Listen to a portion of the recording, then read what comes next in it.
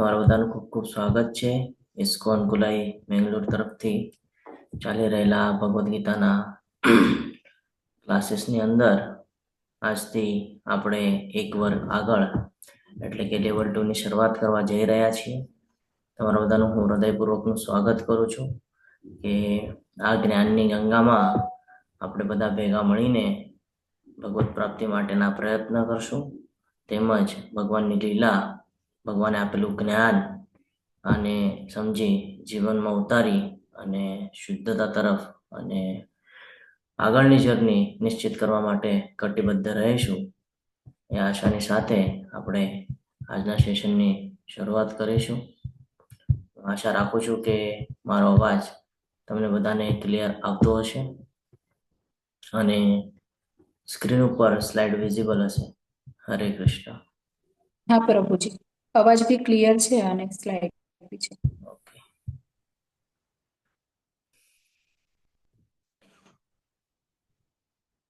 ગુરુ મહારાજના આશીર્વાદ લઈએ અને મંગળાચરણથી શરૂઆત કરીએ.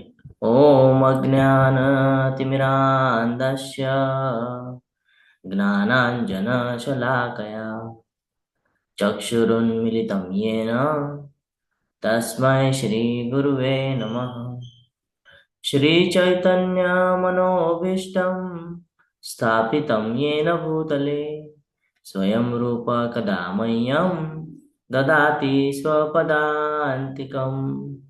વંદેહમ શ્રી ગુરુ શ્રીયુતપદકમલમ શ્રી ગુરુન વૈષ્ણવાંશ્ચ શ્રી રૂપમ સાગ્રજાતમ સગણ રઘુનાથાન્વિતમ તમ સજીવમ સાદ્વૈતમ સાવધૂતમ પરિજન સહિતમ શ્રી કૃષ્ણ ચૈતન્ય દેવમ શ્રી રાધાન કૃષ્ણ પાદાન સગણ લલિતા શ્રી વિશાખાન્વિતંશ્ચ.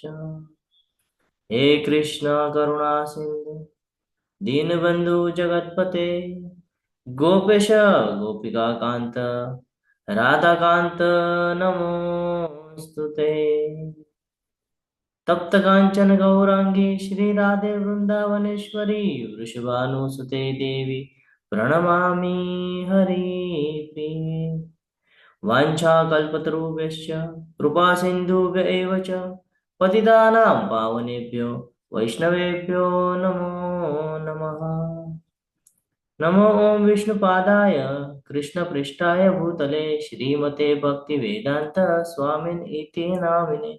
नमस्ते सारस्वते देवे गौरवाणी प्रचारिणे निर्विशेष शून्यवादी पाश्चात्यदेशतारिणे. जय श्री कृष्ण चैतन्य प्रभु नित्यानंद श्री अद्वैत गदाधर श्रीवासादि गौर भक्त वृंद. हरे कृष्ण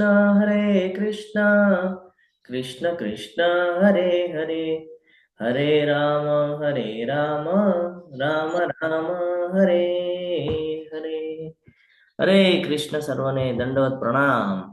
हरे कृष्ण प्रभुजी दंडित प्रणाम. हरे कृष्ण.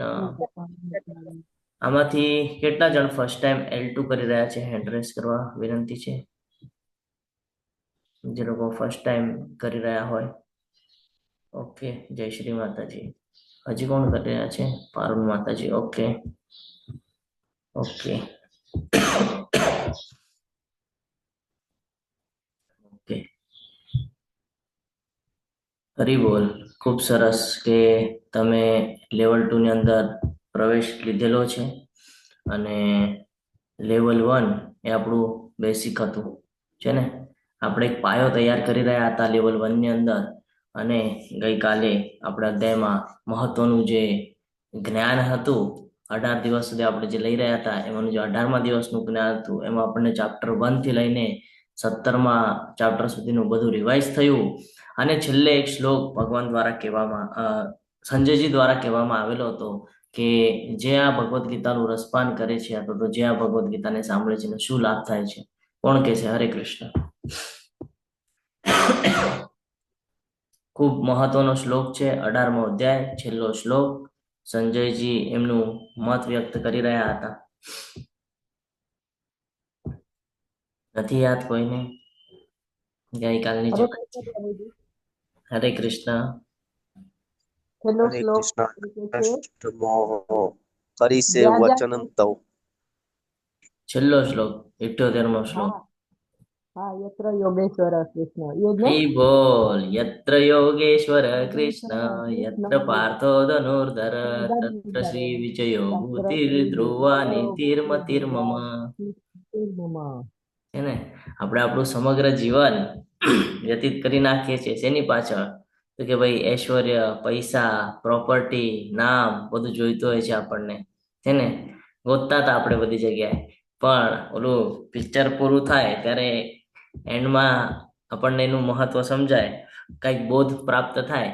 એવી રીતે ભગવદ્ ગીતાની અંદર પણ છેલ્લા શ્લોકની અંદર સંજયજી એમનું મત વ્યક્ત કરી નાખ્યું અને કીધું કે જ્યાં યોગેશ્વર કૃષ્ણ અને ધનુર્ધારી અર્જુન આ બંને વચ્ચેનો જે સંવાદ છે એ હોય એટલે શું? તો કે ભગવદ્ ગીતા.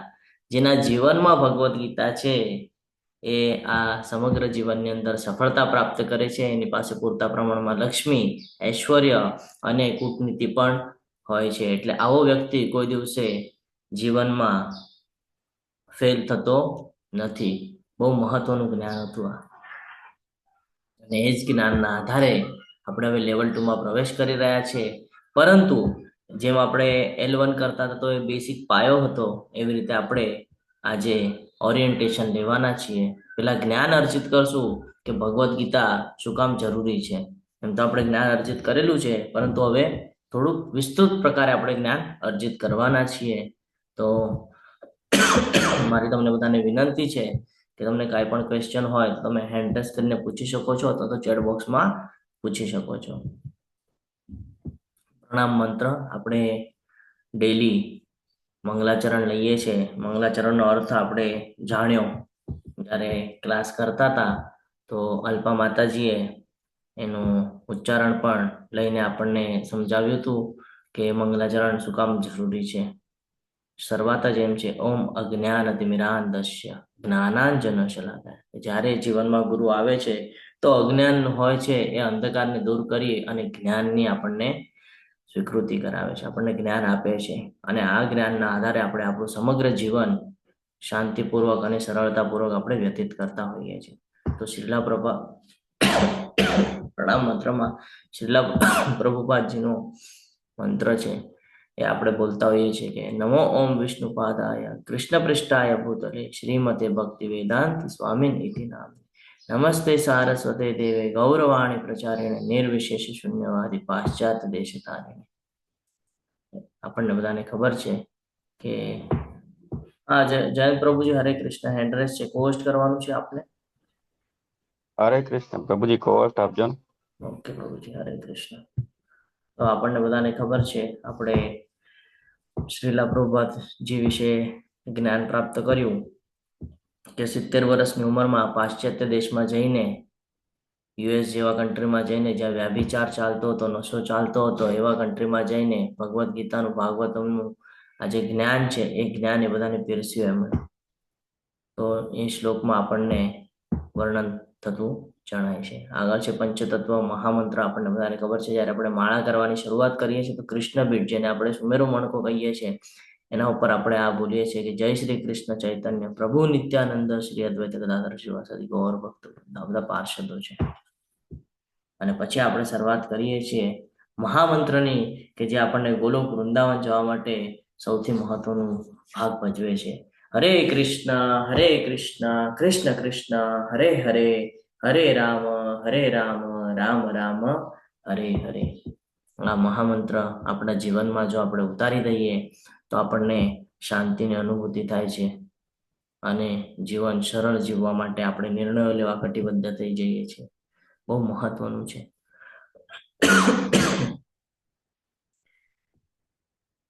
શું કામ આપણે અલગ અલગ લેવલની અંદર ભગવદ્ ગીતાનો કોર્સ કરવો જોઈએ? તો જ્યારે આપણે ભગવદ્ ગીતાનો કોર્સની શરૂઆત કરીએ છીએ, કૃષ્ણ કોન્શિયસનેસમાં આવવાનો પ્રયત્ન કરીએ છીએ, તો શરૂઆતમાં એવું થાય ને કે આપણે ભગવદ્ ગીતા હાથમાં, ઘણા બધા સાથે થયું હશે કે ભગવદ્ ગીતા હાથમાં લીધી છે પરંતુ એમાં સમજાતું કાંઈ નથી. બીજી વાર લઈએ ત્યારે થોડું થોડું સમજાય, ત્રીજી વાર લઈએ ત્યારે થોડું થોડું સમજાય. તો ક્લાસ શું કામ કરવાના છે? ક્લાસ એટલા માટે કરવાના છે કે આપણને હજી ક્લિયરન્સ આવી શકે. જેટલું આપણે ક્લાસ કરીએ, ઘણા બધા લોકો આપણે ચર્ચા કરતા હતા કે જૂના ડિવોટીસ છે, પહેલા ડે 1 થી લઈને ડે 18 સુધીના જેટલા પણ ક્લાસ ચાલે છે એમાં એમણે હાજરીઓ પણ આપેલી છે. અને એવું જ નથી કે અત્યારના જ બેચમાં, આનાથી પહેલા ઘણા બધા બેચથી એ લોકો અહીંયા હાજરી આપે છે. શું કામ? કારણ કે ભગવદ્ ગીતા એક વારમાં સમજાતી નથી.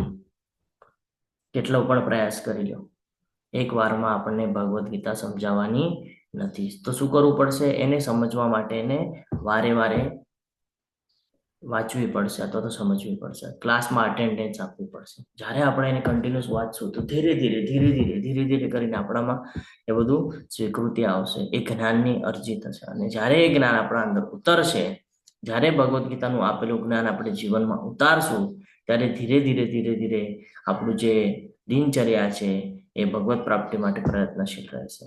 અને આપણને વાસ્તવિકતાના અનુભવ થશે કે જે ભગવાન કહી રહ્યા હતા કે તું અહીંયા રહીને મારી ભક્તિ કરીને પણ તું શાંતિ અનુભૂતિ કરી શકે છે, તું સરળ જીવન જીવી શકે છે, એ બધું આપણને થતા જણાશે. એટલે બહુ મહત્વનું છે કે જીવનમાં ભગવદ્ ગીતા હોવી બહુ ઇમ્પોર્ટન્ટ છે. તો જો તમારી પાસે ભગવદ્ ગીતા ન હોય તો તમે બધા એ ઓનલાઈન મંગાવી શકો છો. એની માટેની લિંક હું આપણા એડમિન કો હોસ્ટને કહીશ કે એ ગ્રુપમાં મૂકી દેશે. તો તમારી પાસે જો જપા બેગ પણ ના હોય તો એની પણ હું લિંક મુકાવી દઈશ. એ પણ ખૂબ જરૂરી છે. હવે અહીંયા કંઈક નિયમો છે. લેવલ 1 ની અંદર આપણને કોઈ પ્રકારના નિયમો નહોતા, પણ હવે આપણે એક વર્ગ આગળ આવી રહ્યા છે, જેમાં આપણે સ્ટાન્ડર્ડ 10th માંથી 12th માં જઈએ છે ને, તો બોર્ડની એક્ઝામ હોય એની માટેના અમુક રૂલ્સ હોય. એવી રીતે હવે લેવલ 1 માંથી લેવલ 2 માં જઈએ છીએ તો એક પગથિયું આપણે આગળ પ્રગતિ કરી રહ્યા છીએ. તો આપણે આ બધા નિયમો આપણને લાગુ થશે. શું નિયમો છે? તો કે ઓછામાં ઓછું એક રાઉન્ડ તો પણ હરે કૃષ્ણ મહામંત્રનો થવો જોઈએ. એમ તો આપણે લેવલ 1 થી જ શરૂઆત કરી દીધી હતી, પરંતુ અહીંયા કમ્પલસરી છે આપણને. અને 18 દિવસ જેમ લેવલ 1 ની અંદર ક્વિઝ આપેલી છે, એવી જ રીતે લેવલ 2 ની અંદર પણ ક્વિઝ આપવાની છે આપણે બધાએ. લેવલ 2 માં પ્રવેશ કોણ કરી શકે છે? તો કે જેણે લેવલ 1 સંપૂર્ણ કરેલું છે અને એની ક્વિઝ આપીને એમાંથી રજીસ્ટ્રેશન કરી અને ક્વિઝ આપી સર્ટિફિકેટ પ્રાપ્ત કરેલું છે, જેને એ લોકો લેવલ 2 ની અંદર પ્રવેશ કરી શકે છે. એની માટેનું વેરીફાઈ આપણા એડમિન કો હોસ્ટ કરતા હોય છે. જો હજી પણ કોઈ એવું રહી ગયું હોય કે જેનું સર્ટિફિકેટ નથી જનરેટ થયું, તો એડમિન કો હોસ્ટને સંપર્ક કરી અને વહેલામાં વહેલી તકે જનરેટ કરાવી લે અને લેવલ 2 કન્ટિન્યુ કરે. અહીંયા આપણે જોઈએ છીએ કે જ્યારે લેવલ 1 આપણે સમજીએ છીએ તો 1 કલાકનો ક્લાસ હોય છે. અહીંયા લેવલ 2 છે તો આ ઓછામાં ઓછું 1.5 કલાકનો ક્લાસ હશે. એક દિવસની અંદર એક ચેપ્ટર તે આપણે લેતા હતા, અહીંયા એક દિવસની અંદર અડધું ચેપ્ટર લેવાના છીએ. એટલે 2 દિવસમાં એક અધ્યાય આપણે કમ્પ્લીટ કરશું. જ્યાં જ્યાં એવી સિચ્યુએશન આવશે કે સમજવું વધારે જરૂરી છે, ત્યાં એક ચેપ્ટર 3 દિવસ પણ લઈ શકાય છે. એટલે ડિપેન્ડ કરે છે કે આપણને કેવી રીતે આપણે જર્ની આગળ વધારી રહ્યા છે. તો લગભગ 40-41 દિવસ જેવું લાગી શકે છે 18 ચેપ્ટરને પૂરું કરવા માટે. એની સાથે આપણને બધાને આ જે જ્ઞાન છે તો અર્જિત તો કરીએ છીએ, પણ આપણે વારે સમયે ભૂલી જઈએ છીએ. હમણાં જ આપણે ચર્ચા કરી કે છેલ્લો શ્લોક શું હતો તો આપણે ભૂલી ગયા હતા. તો લેવલ 2 ની અંદર આ ખૂબ મહત્વનું છે કે આપણે નોટ્સ બનાવતા જઈએ. હવે ઘણા બધાને એવો પ્રશ્ન પડશે કે પ્રભુજી નોટ્સની શું જરૂરત છે?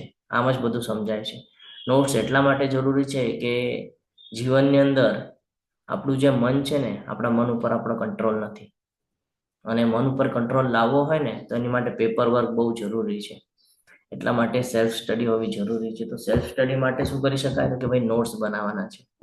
જે કાંઈ પણ આપણે આજના શરૂઆતના દિવસથી, અભિગમ દિવસથી, ઓરિએન્ટેશન ક્લાસથી જે કાંઈ પણ આપણે જ્ઞાન અર્જિત કરશું, એના મુદ્દાઓ, એના પોઈન્ટ્સ નોટ ડાઉન કરીને રાખવાના છે. ને પછી એને આપણે કેવી રીતે જીવનમાં ઉતારી શકીએ એ માટે આપણે પ્રયત્ન કરવાનો છે. રીડિંગ હોવું જરૂરી છે. રીડિંગ હોવું એટલા માટે જરૂરી છે કે જ્યારે ક્લાસ ચાલી રહ્યા હશે અને જો વાંચેલું હશે તો આપણને તરત ક્લિક થશે કે આ શ્લોકમાં આવું કંઈક લખેલું હતું અને પ્રભુજી હવે એના ઉપર જ આપણને વિસ્તૃત વર્ણન રીતે સમજાવી રહ્યા છે. એટલે રીડિંગ બહુ જરૂરી છે કે જે કાંઈ ક્લાસ આવવાનો હોય, ફોર એક્ઝામ્પલ પરમ દિવસે આપણે પહેલો અધ્યાય લેવાના છે તો કાલે પહેલો અધ્યાય લેવાના છે, તો પહેલા અધ્યાયના અડધા શ્લોક તો બી આપણને વાંચેલા હોવા જરૂરી છે. વાંચેલું હશે તો તરત ક્લિક થશે કે શું કીધેલું છે એમાં અને ક્લિયરિફિકેશન આવશે કે કેવી રીતે એને જીવનમાં ઉતારવાનું છે. ક્લાસીસ સાંભળવા બહુ જરૂરી છે કે અમુક સમય એવું થાય કે કોઈ સંજોગોવશ ક્લાસ ન કરી શકીએ તો લિંક આવે છે યુટ્યુબની લિંકમાંથી ક્લાસ સાંભળી લેવા ખૂબ જરૂરી છે. અસાઇનમેન્ટ આપશે એટલે કે ક્વિઝ જેવું આપણને આપવામાં આવશે. તો આ ક્વિઝ ભરવી પણ એટલી જ જરૂરી છે. ક્વિઝ કેવી રીતે ભરવાની છે આપણને બધાને ખબર છે. સેમ એવી રીતે રજીસ્ટ્રેશન કરી ને આપણે ક્વિઝ ભરવાની છે. સંકલ્પ લેવાનો છે અહીંયા. તો હું બોલીશ અને તમારે મારી પાછળ સંકલ્પ લેવાનો છે. હરે કૃષ્ણ કોઈ એક જણ હેન્ડ રેસ કરો તો એ મારી પાછળ બોલશે. હરે કૃષ્ણ. કોઈ નહીં? હા, ઓકે. નારાયણ માતાજી. હું શ્રી શ્રી રાધા ગોવિંદજીના ચરણોમાં હું શ્રી રાધા ગોવિંદના ચરણોમાં અને શ્રીલા પ્રભુપાદજીના ચરણોમાં અને શ્રી પ્રભુપાદના ચરણોમાં આ સંકલ્પ લઈ રહ્યો છું અથવા તો લઈ રહી છું કે આ સંકલ્પ લઈ રહી છું કે 18 દિવસના આ સેશનમાં 18 દિવસના આ સેશનમાં હું નિયમિત હાજરી આપીશ હું નિયમિત હાજરી આપીશ તેમજ દરરોજ ઓછામાં ઓછી એક માળા હરે કૃષ્ણ મહામંત્રની કરીશ. હરે કૃષ્ણ મહામંત્રની કરીશ. એ સાથે હું આ સંકલ્પ લઈ રહ્યો છું. એ સાથે હું આ સંકલ્પ લઈ રહી છું. હરે કૃષ્ણ કૃષ્ણ કૃષ્ણ હરે હરે હરે રામ હરે રામ રામ રામ હરે હરે. આપણે સંકલ્પ હરે લીધેલો કૃષ્ણ. છે કે હું ક્લાસમાં નિયમિત હાજરી આપીશ અને દરરોજ હરે કૃષ્ણ મહામંત્રની એક માળા હું કરીશ. આ સંકલ્પ એટલા માટે જરૂરી છે કે જ્યાં સુધી આપણે પોતાના નિયમમાં નહીં રાખીએ ને ત્યાં સુધી આપણા જીવનમાં બદલાવ નહીં આવે. આપણી બધાની ઈચ્છા હોય તો બધું ફાસ્ટ થઈ જાય છે ને. તરત જ અહીંયા વિચાર કર્યો ને ત્યાં મળી જવું જોઈએ. ભગવત પ્રાપ્તિ એટલું સિમ્પલ નથી. ભગવાને કીધું છે હું સુલભ છું, પણ કોની માટે સુલભ છું? જે મારો ભક્ત છે એની માટે સુલભ છું. તો ભક્તની કેટેગરીમાં તો આપણને આવવું પડશે ને, ભક્ત બનવું પડશે ને. તો ભક્ત કોને કહેવાય?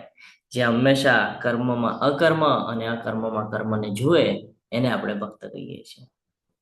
એટલા માટે આ બધા નિયમો આપણે ફોલો કરવાના છે અને ભક્તિ વૃક્ષના ક્લાસ પણ ચાલુ થશે તો એમાં પણ આપણે પાર્ટિસિપેશન કરવાનું છે. કોઈ પણ ક્વેશ્ચન હોય તો તમે ચેટ બોક્સમાં લખી શકો છો અથવા તો હેન્ડ રેસ કરીને પૂછી શકો છો. ફરી એકવાર યાદ અપાવી દઉં, આપણને આજે ક્લાસ જ્યાંથી પ્રાપ્ત થઈ રહ્યા છે હિઝ હોલીનેસ જયપતાકા ગુરુ મહારાજજીના શિષ્ય અને ઇસ્કોન કુલાઈ ટેમ્પલના પ્રેસિડેન્ટ હિઝ ગ્રેસ નામાનિષ્ઠા પ્રભુજી એમના માધ્યમમાંથી આપણને આ ક્લાસ ફ્રી ઓફ કોસ્ટમાં ઘરે બેઠા પ્રોવાઈડ થઈ રહ્યા છે. તો આ ટેમ્પલ આવેલું છે ઇસ્કોન મેંગલુર કુલાઈ. કુલાઈ આપણને બધાને ખબર છે ક્યાં આવેલું છે, કર્ણાટકની અંદર આવેલું છે, કોકોનટ ગાર્ડનને ત્યાં. ખૂબ સરસ એવું આ ટેમ્પલનું નિર્માણ કરવામાં આવેલું છે. અત્યારે ત્યાં ગૌશાળા પણ છે, ટેમ્પલ પણ છે, સરસ મજાનું એવું ગાર્ડન પણ બનાવવામાં આવેલું છે અને હવે ત્યાં એક કોલેજની નિર્મિતિ થઈ રહી છે કે જે કોઈ પણ ભક્ત બનવા પ્રયત્નશીલ છે અથવા જેને કોને આનું એજ્યુકેશન લેવું છે, સમજવું છે, જીવન સુધારવું છે એ ત્યાં રહી પણ શકે છે અને ત્યાં રહીને એજ્યુકેશન પણ લઈ શકે છે એવી વ્યવસ્થા કરવામાં આવી રહી છે. આપણને બધાને જ્યારે પણ સમય મળે, જ્યારે પણ એવો કોઈ મોકો મળે તો આપણે બીજી જગ્યાએ ફરવા ન જતા એકવાર આપણે ઇસ્કોન કુલાઈની અંદર જઈ ત્યાં એકવાર વિઝિટ આપવી જરૂરી છે.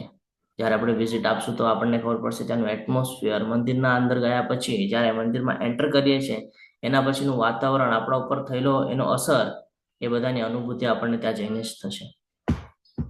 એટલે બહુ જરૂરી છે જીવનમાં ભક્ત બનવું, ભક્તિ કરવી અને ભગવાનના સાનિધ્યમાં રહેવું. હવે આપણને એવું થાય કે પ્રભુજી ક્યાં ક્યાં એવી રીતે સંદર્ભ છે? આપણે ભગવદ્ ગીતા શીખી તો ગયા છે પણ સંદર્ભ વગર આપણને પ્રૂફ જોઈતું હોય દરેક બાબતનું છે ને, વગર પ્રૂફે આપણે એક્સેપ્ટ કરતા નથી. તો આધ્યાત્મિક ઉદ્દેશને પ્રાપ્ત કરવા માટે દિવસમાં થોડો સમય ભગવાન માટે કાઢવાનું મહત્વ. ભગવાને 2.40 કીધેલું. આપણે લેવલ 1 ની અંદર ખિસકોલીનું ઉદાહરણ સાથે સમજ્યા હતા કે નેહા વિક્રમના સ્વસ્તિ પ્રત્યવાયો ન વિદ્યતે સ્વલ્પમ અપ્યસ્ય ધર્મસ્ય ત્રાયતે મહત્વ. સ્વલ્પમ અપ્યસ્ય, થોડુંક નાનામાં નાનું કામ પણ ધર્મ માટે, ભગવાન માટે જો કરેલું હશે તો ભગવાન કહે છે મોટાથી મોટા ભયમાંથી હું તારું રક્ષણ કરીશ. આ ભગવાનનું સ્ટેટમેન્ટ છે. 2.40 ની અંદર ભગવાન આ જ્ઞાન આપી રહ્યા છે અર્જુનને. સેમ આપણી માટે લાગુ થાય છે. તો આપણે શું કરી શકીએ છીએ? સ્વલ્પમ અપ્યસ્ય, રોજ એક માળા કરી શકીએ છીએ. માળા શું છે? તો કે ભાઈ આત્માનો ખોરાક છે. કેમ? તો કે ભાઈ આત્માની જર્ની નિશ્ચિત છે. આ પંચતત્વનું શરીર છે તો અહીંયા ને અહીંયા રહી જવાનું છે, પણ આત્માની જર્ની નિશ્ચિત છે. આત્મા કોઈ દિવસે મરતી નથી. નૈનમ છિંદંતી શસ્ત્રાણી નૈનમ દહતી પાવક ન ચૈનમ ક્લેદયંતી આપણને શોષયતી મારુત. આત્માનો કોઈ દિવસે વિનાશ થવાનો નથી. આત્મા એ અવિનાશી છે. તો આપણે આત્માની જર્ની નિશ્ચિત કરવાની છે. આપણે બીજા જ અધ્યાયની અંદર આ જ્ઞાન પ્રાપ્ત કરેલું હતું કે આપણે શરીર નથી પણ આપણે આત્મા છે. તો આત્માનો ખોરાક છે હરે કૃષ્ણ મહામંત્ર, અને 2.40 ના અનુસાર આપણે એને ફોલો કરતા શીખવું જોઈએ. અહીંયા કે છે એક ડિવોટી અહીંયા પૂછી રહ્યા હતા, મંગળા આરતીની બાબતમાં ચર્ચા કરી રહ્યા હતા. રોજ સવારે મંગળા આરતી થાય છે. હવે આપણને એવું હોય કે પ્રભુ અમારે તો નજીકમાં કોઈ ટેમ્પલ નથી, આપણા ગ્રુપની અંદર જ લિંક આપણને પ્રોવાઈડ થશે. સવારે મંગળા આરતી થાય છે 4:30 વાગે, અને પછી જપા સેશન પણ થાય છે. એમાં પણ આપણે બધા જોડાઈ શકીએ છીએ. તો એમણે કીધેલું કે વી મિસ મંગળા આરતી. જો કોઈ વાર એવું થઈ જાય કે ભાઈ મંગળા આરતી, તો શીલા પ્રભુપાદજીનો આન્સર છે વેન યુ આર ડેડ.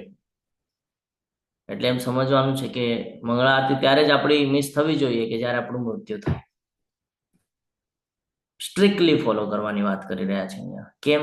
તો કે ભાઈ તમારે ભગવત પ્રાપ્તિ કરવી છે ને, ગોલોક વૃંદાવન જવું છે ને, તો એવું નથી કે આજનો દિવસ ચલને જવા દે ને, આજે નહીં કર્યું તો ચાલ. સ્ટ્રિક્ટલી ફોલો કરવું પડશે.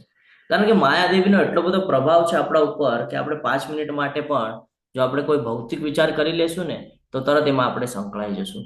એટલે શીલા પ્રભુપાદજી અહીંયા ક્લિયર કટ કે છે. એ આપણને થોડું ઠપકો આપ્યા જેવું લાગે, પણ એ બહુ મહત્વનું છે કે એક દિવસ પણ જો મિસ કરી દીધી તો કે ભાઈ ભૌતિક જગતમાં સંકળાઈ જશો. એટલા માટે આવી રીતે ઠપકો આપ્યો છે કે એવું સમજવાનું છે કે મૃત્યુ થાય ને ત્યારે જ મંગળા આરતી મિસ થાય, બાકી મિસ થવી જોઈએ નહીં. બહુ જરૂરી છે આ બધું. જે લોકોને આગળ ઇનિશિયેશન લેવું હોય એ લોકો માટે તો હજી મહત્વના રૂલ્સ છે. એ લોકોને તો મંગળા આરતી કમ્પલસરી, જપા સેશનમાં જોડાવવું કમ્પલસરી છે, 16 રાઉન્ડ કમ્પલસરી. શું કામ? ભાઈ તમે એક સ્ટેજ આગળ વધવા માંગો છો, તમે જીવનમાં આ બધું અચીવ કરેલું છે, પ્રાપ્ત કરેલું છે, ભગવદ્ ગીતાને સમજેલું છે, અને હવે તમે ભક્તની કેટેગરીમાં ઉતરવાનો પ્રયાસ કરી રહ્યા છો.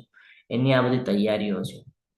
સ્કંદ પુરાણની અંદર તુલસીજીના પૂજાનું મહત્વ કહેવામાં આવેલું છે. આપણે બધા અલગ અલગ વેદો અને પુરાણોની ચર્ચા કરતા હતા, તો આજે પણ આપણે અમુક પુરાણ અને ચર્ચા કરશું જેનાથી આપણને ક્લિયરન્સ આવે કે શું કામ ભગવાન વિષ્ણુ, ભગવાન કૃષ્ણની ઉપાસના આપણે કરવી જોઈએ. દેવી દેવતા આપણને ખબર પડે કે ભગવાનના અંગ છે. જ્યારે 11મો અધ્યાય વિરાટ સ્વરૂપના દર્શન કરાવે છે ત્યારે ખબર પડે છે કે સૂર્ય ચંદ્ર શું છે. ભગવાન કહે છે અર્જુનને કે તારે જે કાંઈ જોવું હોય ભૂત ભવિષ્ય વર્તમાન તો બધું અહીંયા જોઈ લે. તો કે અસંખ્ય એવા મોઢાઓ દેખાય છે, અસંખ્ય એવા શસ્ત્રો ને અસ્ત્ર ને બધું દેખાય છે.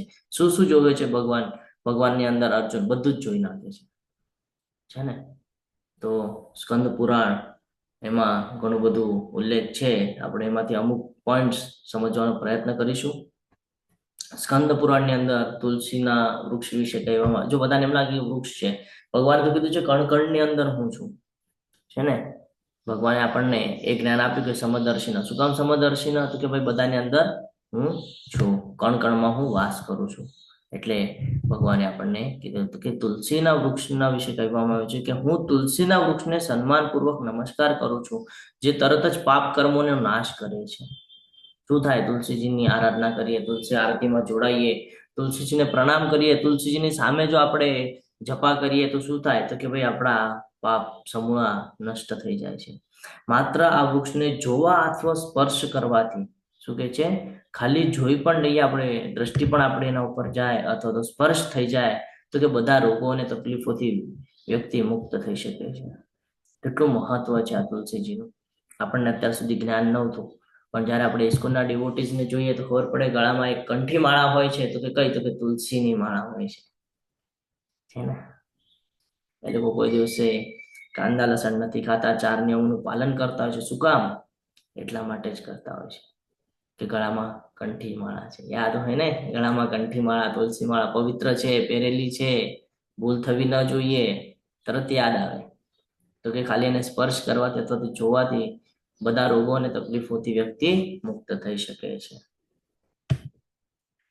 માત્ર તુલસીના વૃક્ષને નમન કરી અને પાણી અર્પણ કરવાથી વ્યક્તિ નરકમાં યમરાજ પાસે જવાથી મુક્ત થઈ શકે છે. જો અહીંયા ખૂબ સરસ રીતે સ્કંદ પુરાણની અંદર ઉલ્લેખ કરવામાં આવેલો છે કે નરકની યાતના આપણને બધાને ખબર છે. 29 નરક છે નીચેના લોકમાં જે પતન તરફ હોય છે. લીલા સુંદરી દેવી માતાજી હરે કૃષ્ણ, કઈ કેવું છે તમારે? એડ્રેસ છે. હરે કૃષ્ણ પ્રભુજી, પ્રણામ. પ્રભુજી, તુલસીની માળા આજકાલ લોકો ફેશન માટે પણ પહેરે છે, તો એવા લોકો માટે શું આપણે કહી શકીએ કે પહેરવી જોઈએ કે નહીં પહેરવી જોઈએ, ને એના માટે કોઈ શાસ્ત્રોમાં એ છે કે કેવા લોકો ધારણ કરી શકે તુલસીની માળા? તુલસીની માળા એ ખૂબ પવિત્ર છે અને એનું સન્માન કરવું, એનું પવિત્ર જાળવી રાખવું આપણું પ્રથમ કર્તવ્ય છે. જો ફોર એક્ઝામ્પલ હું તુલસી માળા ધારણ કરતો હોઉં અને હું કાંદા લસણ ખાતો હોઉં અથવા તો પછી ન કરવી જેવી બાબતો બધી કરતો હોઉં તો એનું કોઈ મહત્વ નથી. પછી હું કેટલો પણ પ્રયાસ કરી લઈશ. આ એના જેવું છે કે ભક્તિ રસામૃત સિંધુની અંદર 10 નામ અપરાધમાં એક નામ અપરાધ કહેવામાં આવ્યો છે કે હરે કૃષ્ણ મહામંત્ર તમે એક સાઈડ કરો છો તો તમે પુણ્ય કરો છો અને એક સાઈડ તમે ભૌતિક જગતમાં ખરાબ કામ કરો છો. આ એના જેવું થઈ જાય કે તમે તુલસી માળા તો ધારણ કરેલી છે પરંતુ સામે તમે વ્યભિચાર તો ન કરવા જેવા કામો કરો છો, તો એ બધું ખોટું કહેવાય. એનો કોઈ દિવસે લાભ થતો નથી. ઉલટાનું પાપમાં ભાગી થઈએ છીએ આપણે હજી કે ભાઈ આપણાથી એક પાપ થઈ રહ્યું છે. એટલે બહુ ધ્યાન રાખવાનું છે. તુલસી માળા કોણ ધારણ કરી શકે? તો તુલસી માળા એ ધારણ કરી શકે જે નિયમને ફોલો કરી શકતો હોય. જે નિયમને ફોલો કરી શકતો એને તુલસી માળા ધારણ કરવી જોઈએ. કારણ કે એનું પવિત્ર એટલું બધું છે, આપણે ભલે એમ સમજી નથી શકતા, પરંતુ જો તમારે ટ્રાયલ લેવી હોય તો તમે રોજ સવારે જ્યારે પણ માળા કરો છો બ્રહ્મ મુહૂર્તમાં વગેરે ઉઠીને, ત્યારે તમે તુલસી મહારાણીની સામે બેસીને માળા કરવાની શરૂઆત કરો. જો તમારી ભક્તિ કેવી ફાસ્ટમાં વધે છે, તમારું મન કેવું લાગશે જોજો તમે. મનને શાંતિ કેવી પ્રાપ્ત થશે ને જોજો તમે. તમે પોતે અનુભવ કરી જોશો. તમે પોતે ટ્રાય કરજો. આપણે ક્લાસની શરૂઆત કરેલી છે, હવે આપણે 41 દિવસ સુધી બધા ભેગા છીએ. તમારે મને આ અનુભવ કહેવાનો છે કે હા પ્રભુજી આવી રીતે થયું. આટલું બધું મહત્વ છે. ભગવાન કહે છે તું માનીશ તો હું બતાડીશ કે હું છું શું. બાકી તારે ન માનવું હોય તો મારે બી તને કઈ બતાડવું નથી. આ બહુ જરૂરી છે સમજો. હા, નારાયણી સુનયના માતાજી બોલો. હરે કૃષ્ણ. હા પ્રભુજી, હું એમ કઉ છું કે હું સવારે દરરોજ તુલસીનું કુંડું બાજુમાં લઈને જ માળા કરું છું. બહુ સરસ રીતે થઈ જાય છે 16 માળા. હરિ બોલ. ખૂબ હરે સરસ. કૃષ્ણ. હરે કૃષ્ણ. તો તુલસીજીને આપણે જોઈએ, સ્પર્શ કરીએ, એનાથી આપણા તમામ રોગો જે છે એમાંથી આપણને મુક્તિ પ્રાપ્ત થાય છે. આપણને બધાને ખબર હશે આયુર્વેદમાં જેણે જ્ઞાન પ્રાપ્ત કર્યું છે આયુર્વેદનું, એ લોકોને ખબર હશે કે જ્યારે કોઈ પણ એવી સિચ્યુએશન આવે કે શરદીની સિઝન હોય, કફ થઈ ગયો હોય ને એવું બધું, તો એમાં તુલસીજીને મૂકવામાં આવે છે. તુલસીજીનું બહુ મહત્વ છે ને. ઇવન જે બાળકો સ્કૂલ કોલેજમાં જાય છે એ લોકોએ પણ તુલસીજીને હંમેશા લેવાનું છે. પત્રમ પુષ્પમ ફલમ તો એમ યાદ કરો. ભગવાને કીધેલું મને અર્પણ કરો.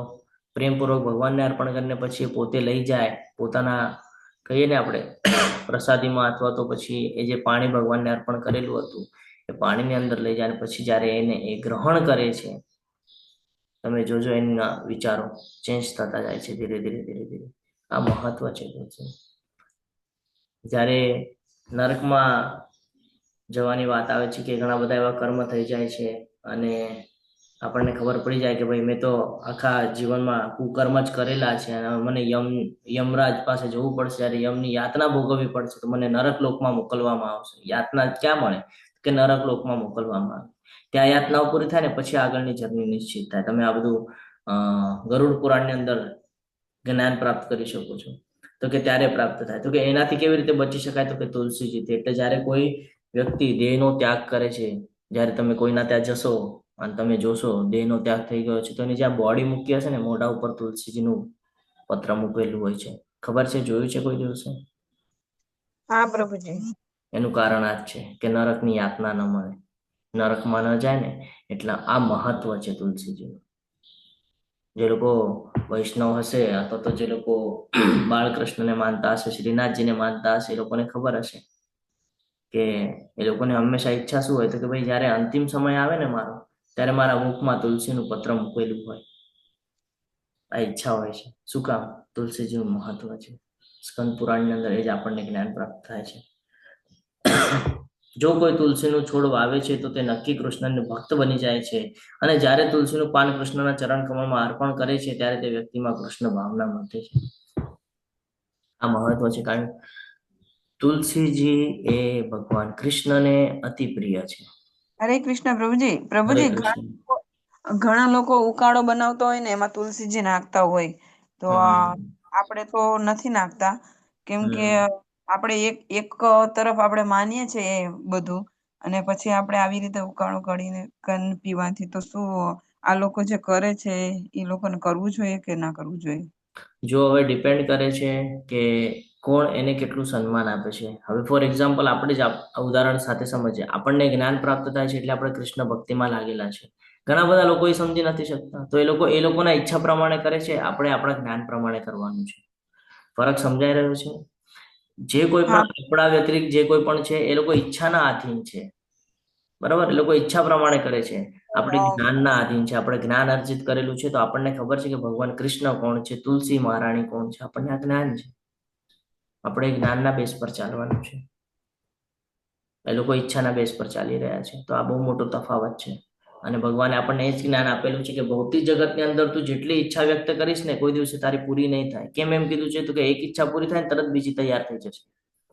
કોઈ દિવસે તું સમાધાની રહેવાનો નથી. જે જીવ છે કોઈ દિવસે સમાધાની નહીં હોય. તમે જોજો, એક મોબાઈલ આજે લીધો, આવતીકાલે 10 દિવસ વાપરશો, મહિનો વાપરશો, બીજો કોઈ આવશે, તમે કહેશો હવે આ નથી જોઈતો, હવે નવો જોઈએ છે. કોઈ ઘર લીધું, હવે કહેશો બંગલો બાંધવો છે. પ્રભુજી આપણે ભગવાનને બોલો બોલો. હરે કૃષ્ણ. પ્રભુજી આપણે ભગવાનને ઓફર કરીએ, હરે કૃષ્ણ, ભગવાનને ઓફર કરીએ ત્યારે એમાં જે તુલસી પત્ર હોય, પછી એ ભગવાનનું ઓફરિંગ કરેલું બધા મેન પ્રસાદ હોય એમાં નાખીએ તો તુલસી કાઢી લેવું જોઈએ કે એમાં જવા દેવું જોઈએ? યસ, કાઢી લેવું જોઈએ. કાઢી લેવું જોઈએ. તમને ઇવન આપણે જે ડેલી પ્રસાદી બનાવીએ, આપણે ભગવાનને અર્પણ કરીએ, તો તમને ખબર હશે કે એ ખાલી આપણે જ નથી ગ્રહણ કરવાની, તો ગાય છે ને, આજુબાજુ કોઈ છે એને પણ આપવાનું છે. તમને એક ઉદાહરણ સાથે સમજાવું. શ્રીલા પ્રભુપાદજી જ્યારે પાશ્ચાત્ય દેશમાં ગયા ને, તો ત્યાં કાંઈ એવું નહોતું કે જે વ્યાભિચાર કરે છે, જે નશો કરે છે, એ લોકોને લઈને બેઠા અને તરત ભગવદ્ ગીતાનું જ્ઞાન કહી દીધું. એવી રીતે નહોતું થયું. એમણે શું કરેલું? બધાને બોલાવેલા. એમને ઓલું રસગુલ્લા બનાવતા ખૂબ સરસ આવડતા છે ને, વેસ્ટ બંગાળમાં મને રોસોગુલ્લા કહે એને. તો એ રસગુલ્લા બનાવતા ખૂબ સરસ આવડતા. તો પ્રસાદી બનાવે, ભગવાનને ભોગ અર્પણ કરે, અને પછી એ લોકોને બેસાડે.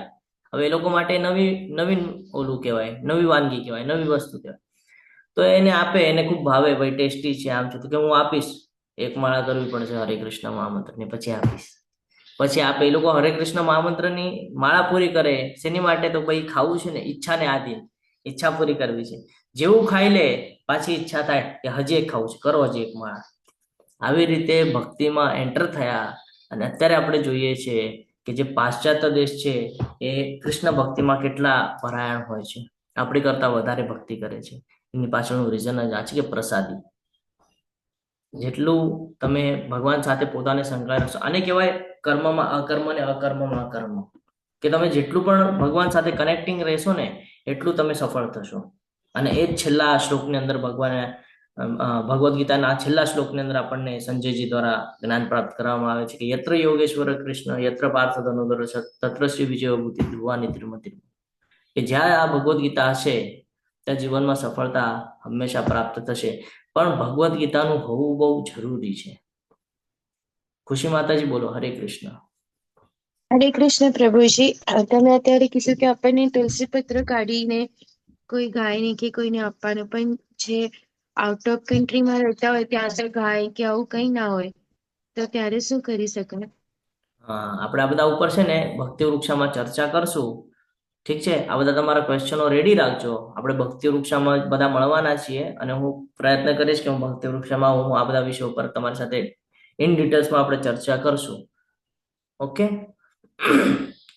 ભારતમાં હિન્દુઓ વૈષ્ણવ સમાજના ન હોય તેવા લોકો પણ તુલસીની પૂજા કરે છે. બીજા દેશમાં જ્યાં તુલસીનું વૃક્ષ રાખવું ખૂબ જ મુશ્કેલ છે તે દેશમાં લોકો તુલસીના છોડને ખૂબ કાળજીપૂર્વક રાખતા જોવા મળે છે. તેઓ જળ અર્પણ કરે છે અને તુલસીને નમન કરે છે, કારણ કે તુલસી પૂજા ભક્તિમાં ખૂબ મહત્વપૂર્ણ છે. સ્કંદ પુરાણમાં તુલસી વિશે એ પણ કહેવામાં આવ્યું છે કે તુલસી સૌથી શુભત્વના દ્રષ્ટિકોણમાં છે. તુલસીને માત્ર જોઈને, સ્પર્શ કરીને, યાદ કરીને, સાંભળવા માત્રથી, વંદન માત્રથી, છોડને વાવીને વ્યક્તિ હંમેશા શુભતામાં રહે છે. તુલસીના સંપર્કમાં આવનારા તમામ વૈકુંઠને પ્રાપ્ત કરે છે, કારણ કે વૈકુંઠ એ ભગવાનનું ધામ છે અને તુલસીજી એ ભગવાનને અતિ પ્રિય છે.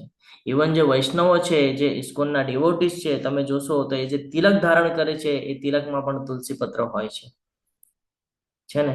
ક્યાં છે? જુઓ, તુલસી પત્ર બનાવેલું હોય છે. જે કોઈ પણ હોય, આ બે ભગવાનના ચરણ કમળ છે અને આ તુલસીજી છે. બહુ મહત્વ છે તુલસીજીનું. આપણે સમજી નથી શકતા, પણ જે ફોલો કરે છે એની સાથે એને અનુભવ મળે છે. શ્રીલ પ્રભુપાદજીના પુસ્તકો પ્રાર્થના સાથે કેવી રીતે વાંચવા જોઈએ એના અહીંયા અલગ અલગ પ્રકાર આપણને કીધેલા છે કે કોઈ પણ પુસ્તક આપણે જ્ઞાન અર્જિત કરીએ તો કેવી રીતે વાંચવું જોઈએ, કેવી રીતે એને સમજવું જોઈએ. તો અહીંયા આપણને કીધું છે કે જ્યારે આપણે ભગવદ્ ગીતા, ભાગવતમ, ચૈતન્ય ચરિતામૃત, શ્રીલ પ્રભુપાદજીના ઉપદેશો, નેક્ટર ઓફ ડિવેશન, જે કાંઈ પણ આપણે વાંચતા હોઈએ, હંમેશા પવિત્ર જગ્યાએ રાખવાની છે. શું કામ? કારણ કે એ આપણને આ દુઃખાલયમાંથી બારે કાઢવા માટે કટિબદ્ધ છે. સમજો શું કહેવા માંગુ છું કે ભાઈ આ જે કાંઈ પણ બુક્સ છે આનું જ્ઞાન આપણે અર્જિત કરીએ છીએ તો આપણે આ ભૌતિક જગતમાં રહેવા પછી પણ ભૌતિક જગતથી બચી શકીએ છીએ. એટલે કમળપત્રની ઉપર જેમ પાણીનું ટીપું એ પ્રમાણેની કંઈક આપણી સિચ્યુએશન થાય છે જ્યારે આપણે આ બધા પવિત્ર પુસ્તકો જ્યારે આપણે વાંચીએ છીએ અને એનું જ્ઞાન અર્જિત કરીએ છીએ તો હંમેશા એનું પવિત્ર જળવાઈ રહે એ માટે એને પવિત્ર સ્થાન ઉપર મૂકવું જરૂરી છે. એક શાંત જગ્યા ગોતવાની છે જ્યાં આપણે એકલા રહીને વાંચી શકીએ અને ત્યાં બેસીને આપણે વાંચવાનું છે. શું કામ? તો કે ભાઈ આજુબાજુ કોઈ ડિસ્ટર્બ કરશે આપણને. માયાદેવીનો પ્રભાવ છે. માયાદેવી કોઈ દિવસે ઈચ્છા નથી રાખતી કે તમે ભગવત પ્રાપ્તિ કરો, કારણ કે બધા જો ભગવત પ્રાપ્તિ કરી લેશે તો પછી માયાદેવીનું કામ જ શું છે? એની ડ્યુટી જ પૂરી થઈ જશે. એટલે કોઈ દિવસે ઈચ્છા નહીં કરે કે ભાઈ તમે ભગવત પ્રાપ્તિ કરો. એટલે તમે જો આજુબાજુના એરિયા જો કોઈ હશે તો 100% તમને ડિસ્ટર્બન્સ થશે. તમે વાંચતા હશો કા ઠપકો આપશે, કા કહેશે આ શું ભક્તિ કર્યા કરે છે, કાંઈ કોઈક ને કોઈક બાબતમાં તમને ટોકશે. આ માયાદેવીનો પ્રભાવ છે. આ એ વ્યક્તિનો પ્રોબ્લેમ નથી, સમજી લેજો. કારણ અહીંયા આપણા દ્વારા કાંઈ જ થતું નથી. આપણે લેવલ 1માં શીખીને આવ્યા છીએ. જે કાંઈ થાય છે બધું આ જે માયાદેવી છે એના પ્રભાવ હેઠળ આપણે જીવન વ્યતીત કરી રહ્યા છીએ. એટલે હંમેશા શાંત જગ્યા ગોતવાની છે જે આજુબાજુ આપણને કોઈ ડિસ્ટર્બ ન કરી શકે. આપણો દ્રષ્ટિકોણ કેવો હોવો જોઈએ? તો કે વિનમ્ર હોવો જોઈએ. સમજણ અને માર્ગદર્શન મેળવવાની જરૂરિયાત સાથે બુક વાંચવાની છે ને.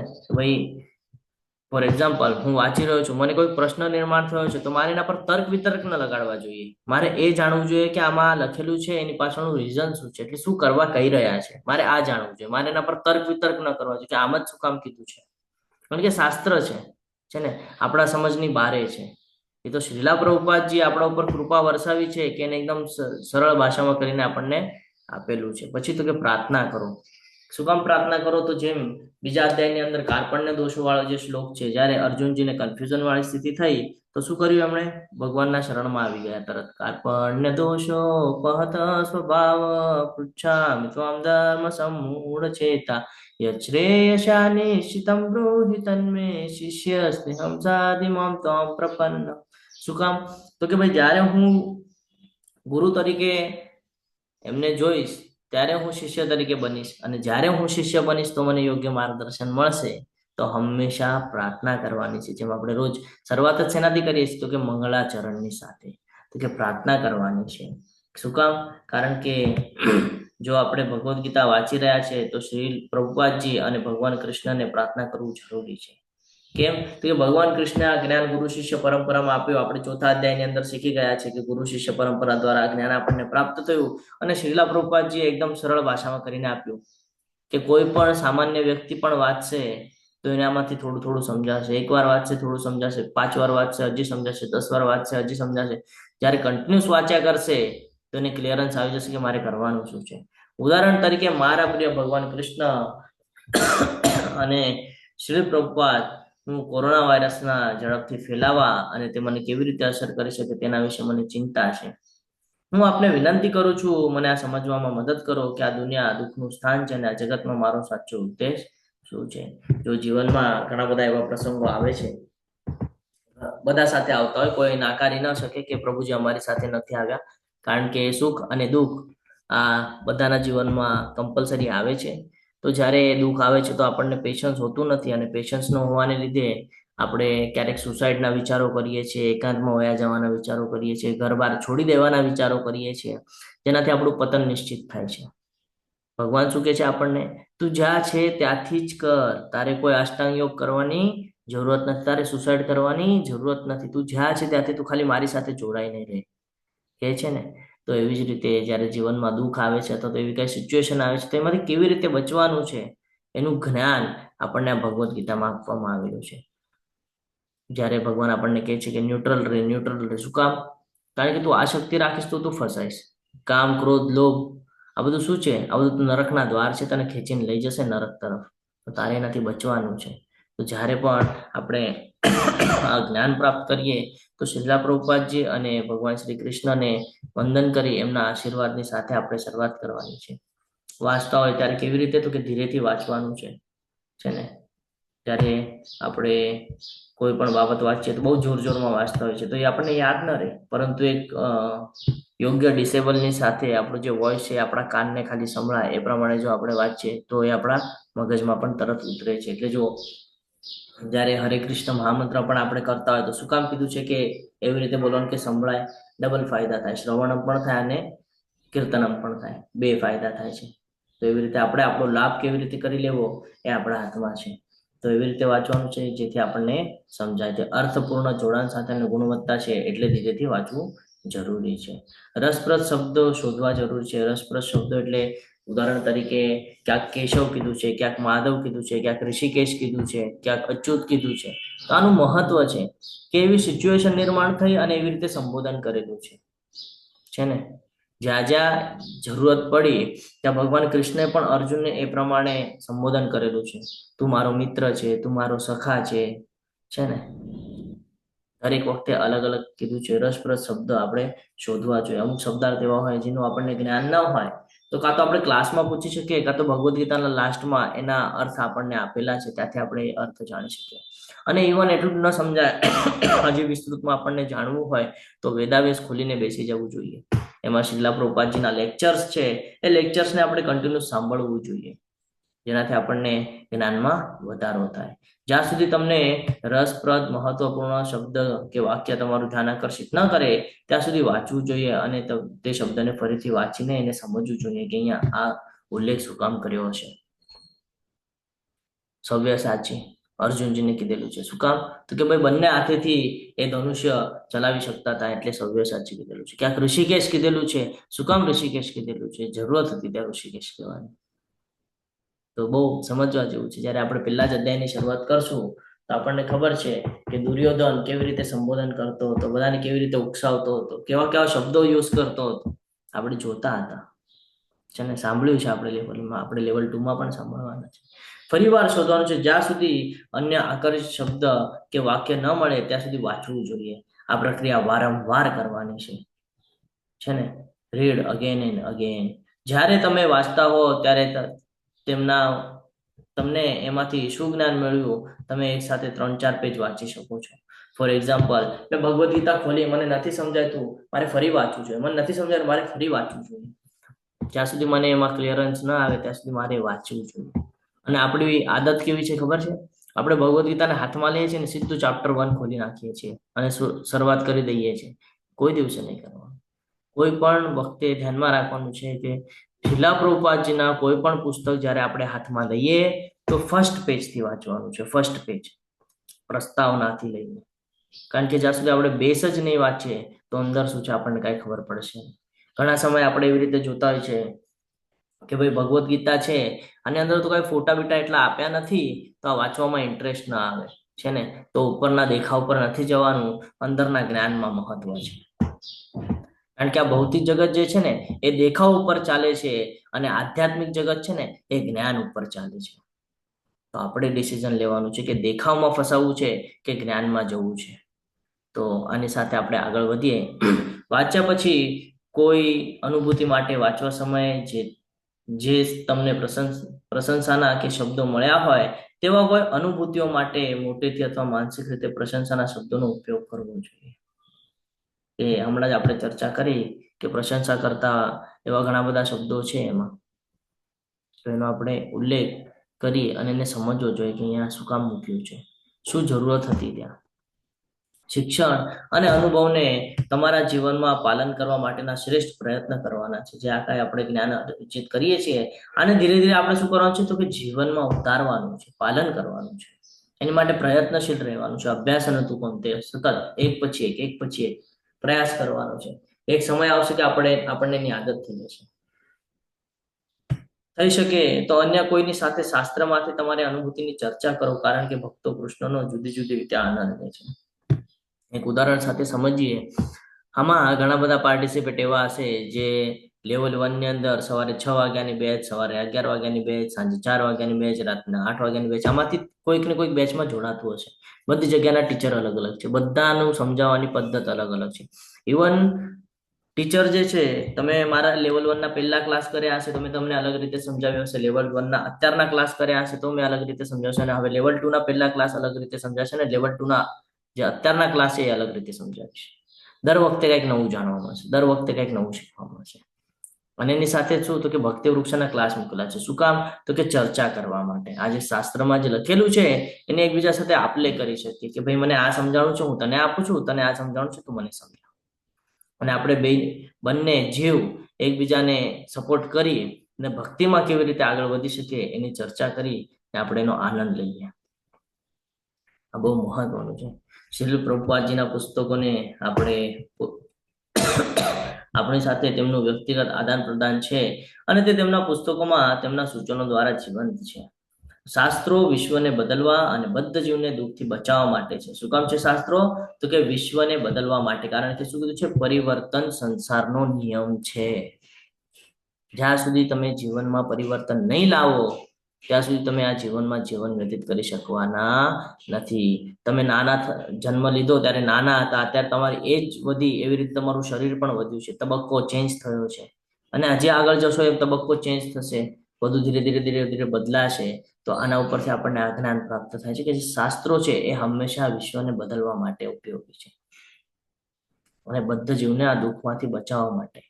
તમારા વ્યક્તિ સ્વરૂપે જીવનનો લાભ લેવો જોઈએ. કારણ કે શું થાય છે ને, અહીંયા ઘણા બધા 84 લાખ જીવો આપવામાં આવેલા છે આ સમગ્ર દુઃખાલયની અંદર.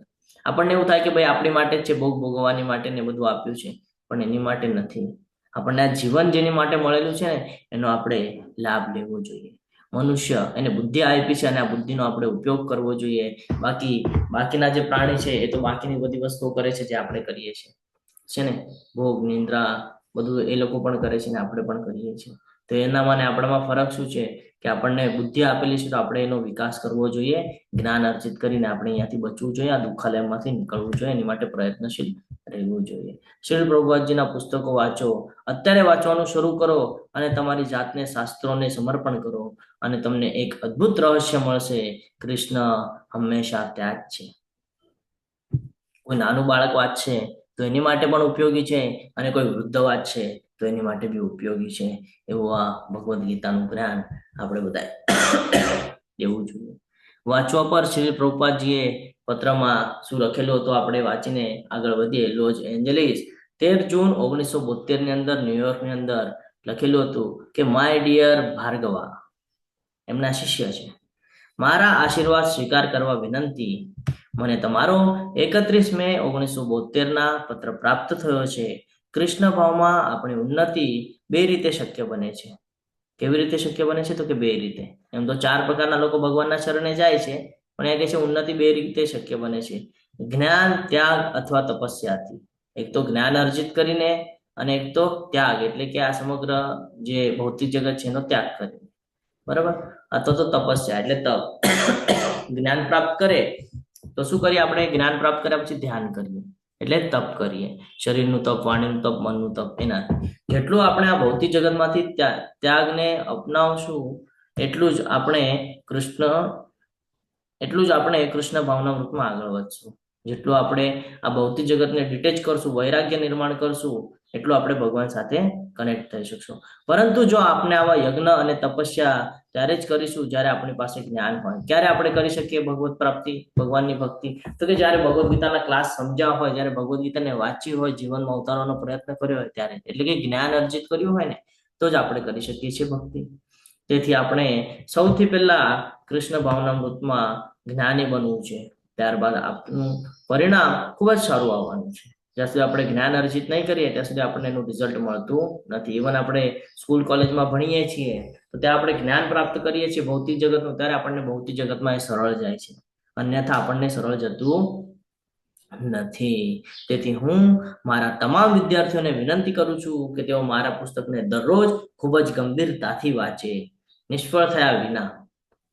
એવું નથી કે આજે વાંચ્યું 4 દિવસ રજા, નહીં, કોન્સ્ટન્ટલી. આજે ભગવદ્ ગીતા વાંચી, કાલે ભાગવતમ વાંચો, પરમ દિવસે ચૈતન્ય ચરિતામૃત વાંચો, ભક્તિ રસામૃત સિંધુ વાંચો, ઉપદેશામૃત વાંચો. શું કામ? બહુ જરૂરી છે જીવનમાં. આ જે બધા વિષયો છે દરરોજ ઓછામાં ઓછું 1 કે 2 કલાક સમય જાય તો તમને ખૂબ જ સરળતાથી કૃષ્ણ ભાવનામૃતમાં તમારી પ્રગતિ કરી શકશો. ભગવત પ્રાપ્તિ કરવી હોય, ભક્તિમાં દ્રઢ નિશ્ચયપૂર્વક આગળ વધવું હોય, ભગવાને જે કીધેલું ને, મન મન આવો મત ભક્તો મધ્યાજીમાં નમસ્કાર, મને નમસ્કાર કર, મારો ભક્ત બન. તો એ જો આપણે બનવું હોય તો આપણને દરરોજ ઓછામાં ઓછું 1 થી 2 કલાક આ બધું વાંચવું પડશે, સમજવું પડશે અને જીવનમાં ઉતારવું પડશે. આ આપણી વાસ્તવિક ખુશી શોધવા માટે આપણે આ બધું બદલવાની જરૂર, અથવા તો ભૌતિક સ્થિતિને બદલવાની કોઈ જરૂર નથી. જ્યાં સુધી આપણે ભૌતિક જગતમાં સુખનો આનંદ માણ્યા કરીએ છીએ તો આપણને લાગે છે કે ભાઈ બધું આપણી માટે છે, ભોગ ભોગવવા માટે છે. પરંતુ અંતિમ સમય આવે છે ત્યારે એવું થાય છે પછી કે ભાઈ આખું જીવન તો ભોગ ભોગવવામાં લગાડી દીધું, આમાં ભગવત પ્રાપ્તિ માટે તો પ્રયત્ન કઈ કર્યા નહીં. હવે તો શરીર પણ કામ નથી કરતું. પછી ચિંતામાં આવી જઈએ આપણે કે હવે ભગવત પ્રાપ્તિ તો મુશ્કેલ છે ને. થાય આપણી સાથે આવું. જે વૃદ્ધ લોકો છે એ લોકોને પૂછજો, એ લોકો કહેશે કે તમારું નસીબ સારું છે કે તમને આટલા જલ્દી આ બધું જ્ઞાન પ્રાપ્ત થયું, કહેશે તમને. તો આપણે બહુ લકી છીએ કે આપણને આ બધું જ્ઞાન બહુ ઓછા સમયની અંદર વિસ્તૃતમાં અને ઇન ડીપમાં આપણને આ બધું જ્ઞાન પ્રાપ્ત થયું છે. કૃષ્ણ ભાવનામૃતમાં એવું નથી, તે કોઈ પણ પ્રકારની ભૌતિક પરિસ્થિતિઓ અથવા કોઈ પણ પ્રકારની સગાઈ સાથે કરવામાં સક્ષમ છે. કોઈ પણ સિચ્યુએશન આવે, જીવનની અંદર કોઈ પણ સિચ્યુએશન આવે તો પણ ભક્તિ છોડવાની નથી. કારણ કે ભક્તિ જો છૂટી ગઈ, ભગવાનની સાથેનું કનેક્ટિવિટી જો છૂટી ગઈ તો નરકમાં જવા માટે કટિબદ્ધ છીએ આપણે. શું કામ? તો કે ભાઈ ભૌતિક જગતમાં એવા ફસાઈ જશું કે કોઈ દિવસે ભગવાનની ભક્તિ તરફ આગળ વધી શકશું નહીં. અને આના અસંખ્ય એવા ઉદાહરણો છે કે શરૂઆતમાં એન્ટ્રી કરી, ઘણી બધી ભક્તિ કરી અને પછી છૂટી ગઈ, અને હવે કટિબદ્ધ પ્રયત્ન કરી રહ્યા છે ભક્તિમાં આવવા માટે, પણ થઈ શકતું નથી. એટલા માટે નોન સ્ટોપ કરવાનું છે. ભગવાને કીધું છે ને, અભ્યાસ એનું તું કોંતે, સતત પ્રયાસ કરવો પડશે. એવું નથી આજે કર્યો થઈ ગયું, સતત, નોન સ્ટોપ, કોન્સ્ટન્ટલી. આપણે રોજ 1-2 ઉદાહરણ પણ લેશું અને આપણે સમજશું, આપણે અનુભવ પણ લેશું અમુક લોકોના કે ભાઈ રોજ માળા કરતા હતા અને એકાદ દિવસ માળા રહી ગઈ તો બીજા દિવસે શું અનુભવ આવ્યો, શું લાગતું હતું, આપણે એ પણ ચર્ચા કરશું. કારણ કે આપણે એકબીજાના જે અનુભવ છે એ અનુભવ સમજીને પણ આપણે જીવનમાં આગળ વધી શકીએ. તેથી જો ફોટોગ્રાફર તરીકે તમારી ફરજ અમારા પ્રચાર કાર્ય માટે અને અમારા ભગવદ્ ગીતાના ગુજરાતીને સુધારવા માટે ખૂબ મદદરૂપ થાય તો તમારા વ્યવસાયમાં બાકી રહેવાની અને તેને તમારી શ્રેષ્ઠ ક્ષમતા મુજબ કરવાની ખૂબ જરૂર છે. તે કહેવું ખોટું છે કે પ્રેસ સાથે મારી વર્તમાન સમય મારી આધ્યાત્મિક પ્રગતિ માટે શ્રેષ્ઠ નથી. અને જો આપણે આ રીતે વિચારીએ તો આપણે એક પછી એક સગાઈ અજમાવી શકીએ અને હંમેશા એક જ બહાનું કહીએ, ભૌતિક સંજોગોમાં ફેરફાર કરીને મનની આ બેચેની અથવા તો ઉશ્કેરાહટ સુધારી શકાતી નથી. જો આપણે કૃષ્ણ ભાવનામૃત હોઈએ તો કોઈ પણ પ્રકારનો વ્યવસાય મને અનુકૂળ રહેશે અને અમે હંમેશા સંતુષ્ટ રહીશું. આનો અર્થ એવો છે કે જ્યારે આપણે કૃષ્ણ ભાવનામૃતમાં હોઈએ છીએ તો આપણે શું કરીએ છીએ? ફોટોગ્રાફર એટલે કે શું? આપણી ફરજ. ફોટોગ્રાફર શું કરે? હંમેશા બધાના ફોટો કાઢીને એને આપે. તો આપણી શું ફરજ છે કે ભાઈ આપણે ભગવત ગીતા, ભાગવતમ એનો પ્રચાર કરવાનો છે. શું કામ? તો ભાઈ દરેક જીવને ખબર નથી કે ક્યાં ફસાયેલો છે. ફોટોગ્રાફર ફોટો કાઢે તો આપણને એમાં બધું દેખાય, જે ફોટો એની અંદર બધું દેખાય, બેકગ્રાઉન્ડ દેખાય, આપણે ક્યાં છીએ દેખાય, કેવા દેખાય છે બધું દેખાય. પરંતુ જ્યારે આપણે પ્રચાર કરીએ, જ્યારે આપણે આ જ્ઞાન અર્જિત કરાવીએ, તો એને વાસ્તવિકતાના દર્શન કરાવીએ કે ભાઈ આ તું જીવ છે, શરીર નથી, તું અહીંયા ફસાઈ ગયો છે, તારે અહીંયાથી નીકળવાનું છે. અને ખૂબ મદદરૂપ થાય બીજાને જીવનમાં. આધ્યાત્મિક પ્રગતિ માટે બહુ જરૂરી છે. પછી તમે ભલે કોઈ પણ પ્રોફેશનમાં હો, તમે કોઈ બિઝનેસમેન હો, તમે કોઈ જોબ કરતા હો, તમે કોઈ જ્ઞાન અર્જિત કરાવતા હો, કોઈ પણ જગ્યાએ, કોઈ પણ સિચ્યુએશનમાં હોય, પણ જો તમે આ જ્ઞાન બીજાને આપી રહ્યા છો તો તમારે ચિંતા કરવાની જરૂરત નથી, કારણ કે તમે સંતુષ્ટ હશો. જે કાંઈ કરતા હશો એમાં તમે સંતુષ્ટ હશો. જેણે જીવનમાં ભગવદ્ ગીતાને ઉતાર્યું છે એ હંમેશા સંતુષ્ટ હોય છે. એને તમે કાંઈ આપો તો પણ ખુશ હોય છે, કાંઈ ન આપો તો પણ એ ખુશ હોય છે. પરંતુ એની ઈચ્છા શું હોય છે કે હંમેશા મને ભગવાનની ભક્તિ મળી રહે, હંમેશા મને ભગવાનની સેવા કરવાનો અવસર પ્રાપ્ત થયા કરે. આ એની ઈચ્છા હોય છે. કેમ? કારણ કે એ ભક્ત બની રહ્યો છે. જેથી હું ભલામણ કરું છું કે તમે વધુ ને વધુ પુસ્તકો વાંચો અને દ્રષ્ટિના જુદા જુદા ખૂણાથી વિષયને સમજવાનો પ્રયાસ કરો. અને પ્રેસમાં કામ કરતા હો ત્યારે પણ હંમેશા તમારા ગોડ બ્રધર્સ સાથે ચર્ચા કરો, એટલે કે ભક્તો સાથે ચર્ચા કરો. અને જ્યારે તમે કામ કરો છો અને તમે વાંચી શકતા નથી, પછી મારા પ્રવચનોની ટેપ સાંભળો અને તે રીતે સાંભળો. દરરોજ તમારા 16 માળાના મંત્રોનો જપ કરવા, ક્યારેય નિષ્ફળતા વિના વહેલા ઉઠવા, મંગળા આરતીમાં ભાગ લેવા, સ્નાન કરવા અને અન્ય નિયમનકારી સિદ્ધાંતોને અનુસરવાની ક્યારેય અવગણના ન કરો. શ્રીલ પ્રભુપાદજી અહીંયા લેટરમાં લખી રહ્યા છે કે હંમેશા શેની માટે પ્રયાસ લેવાનું છે?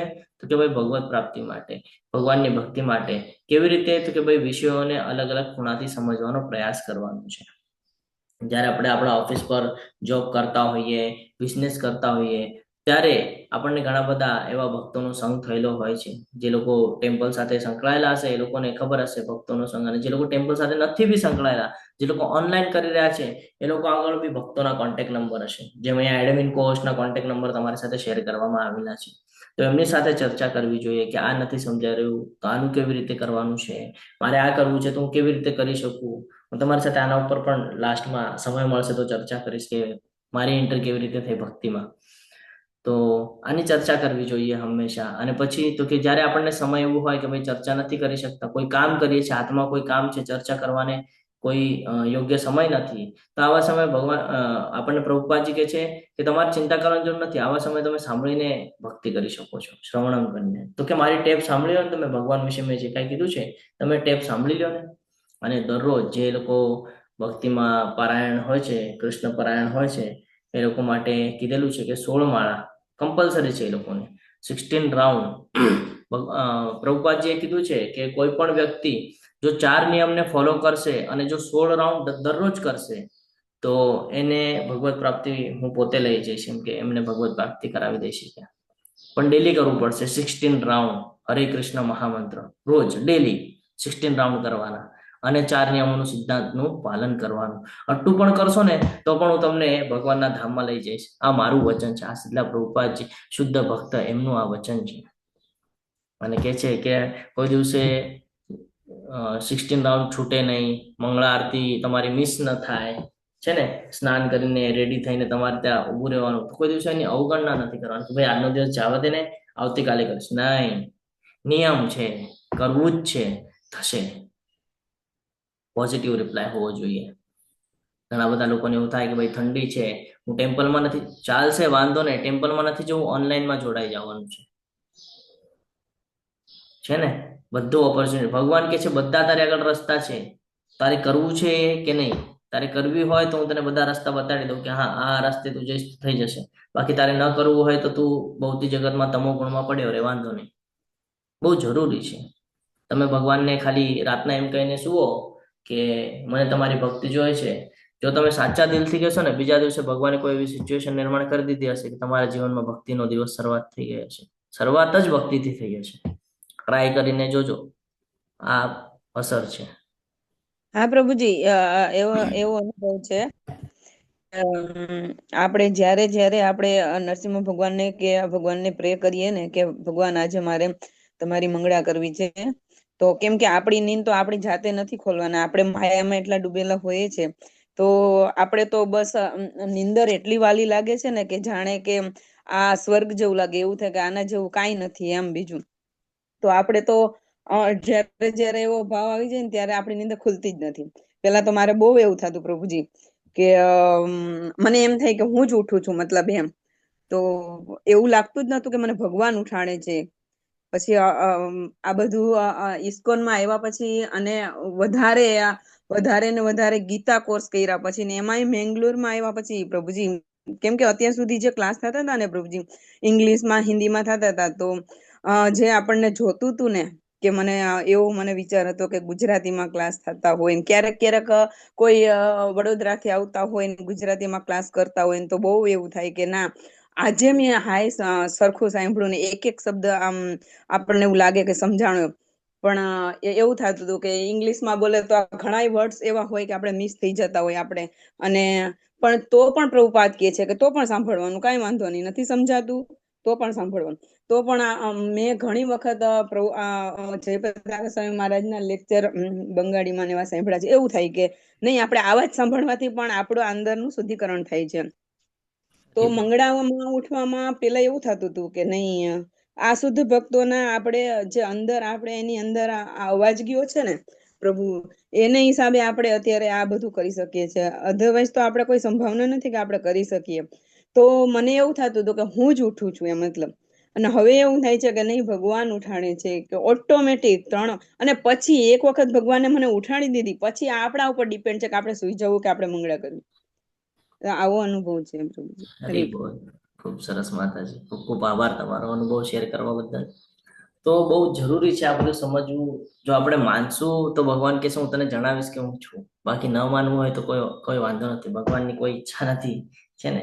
ખાલી ભગવાન આપણને ચાન્સ આપે છે કે ભાઈ તું મારા શરણમાં આવી જા, તું મારી પાસે આવી જા, તારી ઈચ્છા હોય તેમ તું કર. કાલે કીધું ને તમને, ભગવદ્ ગીતાની અંદર 18મા અધ્યાયની અંદર ભગવાને બધું જ્ઞાન આપ્યું છે. હવે તને જે યોગ્ય લાગે એમ તું ચિંતન મનન કર અને પછી તારી જેમ ઈચ્છા હોય એમ તું કર. ભગવાન કોઈ પ્રકારે આપણને બર્ડન નાખતા નથી, ખાલી આપણને સમજાવે છે. ભગવાન કે છે મહાભારતનું યુદ્ધ હું 1 સેકન્ડમાં પૂરું કરી શકું છું, પણ હું અહીંયા શું કરું છું તો કે નિષ્કામ કર્મથી પણ જીવન વ્યતીત કરી શકાય છે, એ હું દર્શાવું છું. હું ખાલી રસ્તો બતાડીશ, યુદ્ધ તો તારે જ કરવું પડવાનું છે અર્જુન. એવી જ રીતે આપણી માટે લાગુ થાય છે. ભગવાન આપણને રસ્તો બતાડશે, ભગવત પ્રાપ્તિ તો આપણે મહેનત કરીને કરવાની છે. ભગવાન ખાલી કહેશે કે આ માર્ગ છે, આ માર્ગ ઉપર ચાલશું તો થઈ જશે, નહીં ચાલે તો અહીંયા રહી જશું. હું આ કામનું ભાષાંતર કરવા માટે પડદા પાછળ નિવૃત્ત થવાનું વલણ વધુ ને વધુ અનુભવું છું, અને હું મારા શિષ્યોમાં જીબીસી અને અન્ય વરિષ્ઠ નેતાઓને દરેક વસ્તુનું સંચાલન સોંપવા માંગુ છું. તેથી જો ભવિષ્યમાં તમારી પાસે ચર્ચા કરવા માટે કોઈ વધુ બાબત હોય તો આ નેતાઓ અને મેનેજરોને તમારા પ્રશ્નો તેમના સમક્ષ મૂકી મને તાલીમ આપવામાં મદદ કરી શકે છે. મને લાગે છે કે રૂપાનુગા તમારા બધા પ્રશ્નોના સંતોષકારક જવાબ આપી શકશે, જેથી તમે વિશ્વાસ રાખી શકો કે તે તેમની બધી સારી સલાહ આપી રહ્યો છે. આશા છે કે આ તમને સારા સ્વાસ્થ્યમાં મળશે. તમારો હંમેશા શુભેચ્છક એસી ભક્તિ વેદાંત સ્વામી, ACBS SDA. ખૂબ સરસ રીતે અહીંયા આ પત્ર એમનો આપણે વાંચ્યો અને એમાં આપણને જ્ઞાન પ્રાપ્ત થયું કે કન્ટિન્યુ શ્રીલા પ્રભુપાદજી કહે છે કે ભગવાન સાથે સંકળાઈને રહેવું પડશે, કનેક્ટિવિટી રાખવી પડશે. અને જો એવો સંજોગ થાય કે આપણને વાંચવામાં કે સમજવામાં કઈ અડચણ આવે છે તો આપણે ભક્તોનો સંગ કરવો જોઈએ, એમની પાસેથી આ બધું જ્ઞાન અર્જિત કરવું જોઈએ. ભગવાન જે છે એ આપણને અલગ અલગ માર્ગથી પોતાની પાસે આવવા માટે આપણને જ્ઞાન અર્જિત કરાવે છે. હવે જ્ઞાન અર્જિત કરવું છે કે નથી કરવું એ બંને આપણા હાથમાં છે. હરે કૃષ્ણ કૃષ્ણ કૃષ્ણ હરે હરે, હરે રામ રામ રામ હરે હરે. શ્રીલા પ્રભુપાદજી દ્વારા અહીંયા ઘણી બધી પુસ્તકો અહીંયા દર્શાવવામાં આવેલી છે. કન્ટિન્યુઅસ એમનું જે જીવન છે આ પુસ્તકો વચ્ચે જ ગયું છે. એમણે એટલી બધી પુસ્તકો લખી છે, એટલી સરળ ભાષામાં લખી છે, કારણ કે એ અત્યારે પણ આ પુસ્તકની અંદર આપણી સાથે છે. જેટલી પણ બુક્સ છે આ બુક્સની અંદર શ્રીલા પ્રભુપાદ છે આપણી સાથે છે. એટલા સરળ શબ્દમાં એમણે આ બધું વર્ણન કરીને આપણને આપેલું છે. સાધના ચાર્ટ ભરવો ખૂબ જરૂરી છે. અત્યાર સુધી તમને ખબર નહોતી કે આ સાધના ચાર્ટ છે શું. સાધના ચાર્ટ એટલે તમે કરી રહેલા તમારા જે ભક્તિમય કાર્યો છે એમાં તમે કેટલા કટિબદ્ધ છો, તમે નિયમ ફોલો કરી શકો છો કે નહીં, તમે ભગવત પ્રાપ્તિ માટે જે પ્રયત્ન કરો છો એમાં તમે સફળ થઈ શકો છો કે નહીં. આની કહીએ ને આપણે ચેકિંગ કરવા માટે તમારા માટે બનાવવામાં આવેલું આ એક માધ્યમ છે કે આપણે જ આને ફોલો કરવાનું છે અને આપણે જ પછી મહિનાના અંતિમમાં આપણે આને જોવાનું છે કે આપણે કેટલી ભગવાનની ભક્તિ કરી શકીએ છીએ, કેટલું રીડિંગ કરી શકીએ છીએ, કેટલું આપણે આને ફોલો કરી શકીએ છીએ. તો આ સાધના ચાર્ટ છે, હું ટ્રાય કરું છું શેર કરવાનું તમારી સાથે, જો થાય તો. હરે કૃષ્ણ.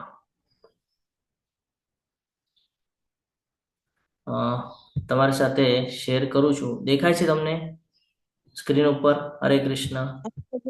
હા પ્રભુજી દેખાય છે. ઓકે, હા જસ્ટ મિનિટ. આના ઉપર નહીં થાય, લગભગ સપોર્ટ નહીં કરે. ઓકે, તો આપણે લાસ્ટમાં જોશું કે સાધના ચાર્ટ કેવી રીતે આપણે ભરવાનું છે. સૈદ્ધાંતિક રીતે શ્રી કૃષ્ણ ભગવાન જે છે એ સર્વોચ્ચ વ્યક્તિત્વ છે, એ આપણે હંમેશા સ્વીકારવું જોઈએ. જસ્ટ અ મિનિટ, હું ટ્રાય કરું સાધના ચાર્ટ તમારી સાથે શેર કરવા માટે.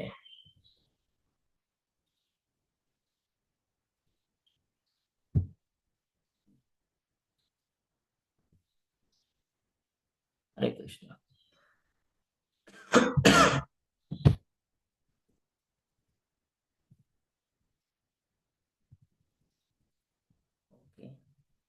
આપણે લાસ્ટમાં લઈશું સાધના ચાર્ટ. લિંક ઓલી થાય છે. તો ભગવાને કીધેલું કે સર્વોચ્ચ વ્યક્તિત્વ કોણ છે, અને એના આપણે ઉદાહરણો પણ ભગવદ્ ગીતામાંથી જ લઈ રહ્યા છીએ. સ એવાય મયા તે દયો પ્રોક્ત પુરાતન ભક્તો અસી મે સખા ચેતે રહસ્યમ વેદ ઉત્તમમ. તે જ આ પ્રાચીન યોગ જે દિવ્ય જ્ઞાન આપણે ભણ્યા ચોથો અધ્યાય, એની અંદર જ કહે છે કે આ પ્રાચીન યોગ પરમેશ્વર સાથેના સંબંધનું વિજ્ઞાન આજે હું તને કહી રહ્યો છું, કારણ કે તું મારો ભક્ત તથા મિત્ર છે, અને તેથી આ વિજ્ઞાનના દિવ્ય રહસ્યને સમજી શકે છે. કોણ સમજી શકે છે આ ભગવદ્ ગીતાને? તો કે જે ભગવાનનો ભક્ત છે, જે ભગવાનને મિત્ર તરીકે સમજે છે, એ લોકો જ આ જ્ઞાનને સમજી શકે છે, જીવનમાં ઉતારી શકે છે. બાકી તો ઘણા બધા લોકો છે, પ્રયત્ન કરે છે, પણ ભાગ્યે જ કોઈ એક ભગવાન કહે છે મને સમજી શકે છે. ભગવાનના કૃષ્ણ, ભગવાનના સર્વોચ્ચ વ્યક્તિત્વ છે, તો ભગવદ્ ગીતાના કથનો અથવા અર્જુનના કથનો અનુસાર જે વ્યક્તિ ભગવદ્ ગીતાને સમજવાનો પ્રયાસ કરી રહી છે, આપણે ઓછામાં ઓછું સૈદ્ધાંતિક રીતે શ્રી કૃષ્ણને ભગવાનના સર્વોચ્ચ વ્યક્તિત્વ તરીકે સ્વીકારવું જોઈએ, અને તે શરણાગતિના ભાવથી આપણે સમજી શકીએ છીએ. યથારૂપના પરિચયમાં શ્રી પ્રભુપાદજી કહી રહ્યા છે ભગવદ્ ગીતાના અંદર. જ્યારે તમે ભગવદ્ ગીતાને ખોલશો, વાંચવાની શરૂઆત કરશો, તો એમાં તમને બધું દેખાશે. સૈદ્ધાંતિક રીતે સિદ્ધાંતોની સાથે સમજવાનું છે. ઘણા બધા લોકો સમજી શકતા નથી ભગવાનને, તો શું કરે છે? એમની અવહેલના કરે છે, અને એનાથી શું થાય છે? ભગવાને કીધું છે, એ લોકો શું કરે છે? તો કે એક તો ભૌતિક જગતમાં રહેશે, કાં તો નરકની યાતના ભોગવશે. કારણ કે એ લોકો કોઈ દિવસે મને સમજી શકવાના નથી. એ લોકો હંમેશા તમો ગુણમાં હોય છે. ઓછામાં ઓછું સૈદ્ધાંતિક રીતે શ્રી કૃષ્ણ ભગવાનના સર્વોચ્ચ વ્યક્તિત્વ તરીકે એમને સ્વીકારવું જોઈએ. બ્રહ્મ સંહિતા જ્યારે આપણે સાંભળીએ તો બ્રહ્મ સંહિતામાં વર્ણન કરવામાં આવેલું છે કે કેવી રીતે આ સમગ્ર સૃષ્ટિનું નિર્માણ થયું છે, અને ભાગવતમની અંદર પણ વર્ણન કરવામાં આવેલું છે કે કેવી રીતે આ જે પુરુષ અવતાર છે, પુરુષ અવતાર દ્વારા ધીરે ધીરે મહાવિષ્ણુ એટલે કે કર્ણોદક્ષા વિષ્ણુ, પછી ગર્ભોદક્ષા વિષ્ણુ અને શિરોદક્ષા વિષ્ણુ, અને ગર્ભોદક્ષા વિષ્ણુના નાભિકમળમાંથી બ્રહ્માજીની ઉત્પત્તિ, અને પછી બ્રહ્માજીને જ્ઞાન આપીને 14 લોકનું નિર્માણ કરાવી, માયાદેવી શિવ અને શક્તિના દ્રષ્ટિપાતથી માયાદેવીના સાનિધ્યમાં 14 લોકનું નિર્માણ, અને પછી અલગ અલગ 84 લાખ યોનિઓ. તો આ સમગ્ર જે કાંઈ પણ સ્ટ્રક્ચર છે, આ આપણે ગોલોક ચાર્ટ જ્યારે ભણ્યા ત્યારે આપણે પ્રાપ્ત કરેલું હતું. તો પણ આપણે સાંભળીએ અને અહીંયા રિવાઇન્ડ કરીને આપણે સમજવાનો પ્રયત્ન કરીએ.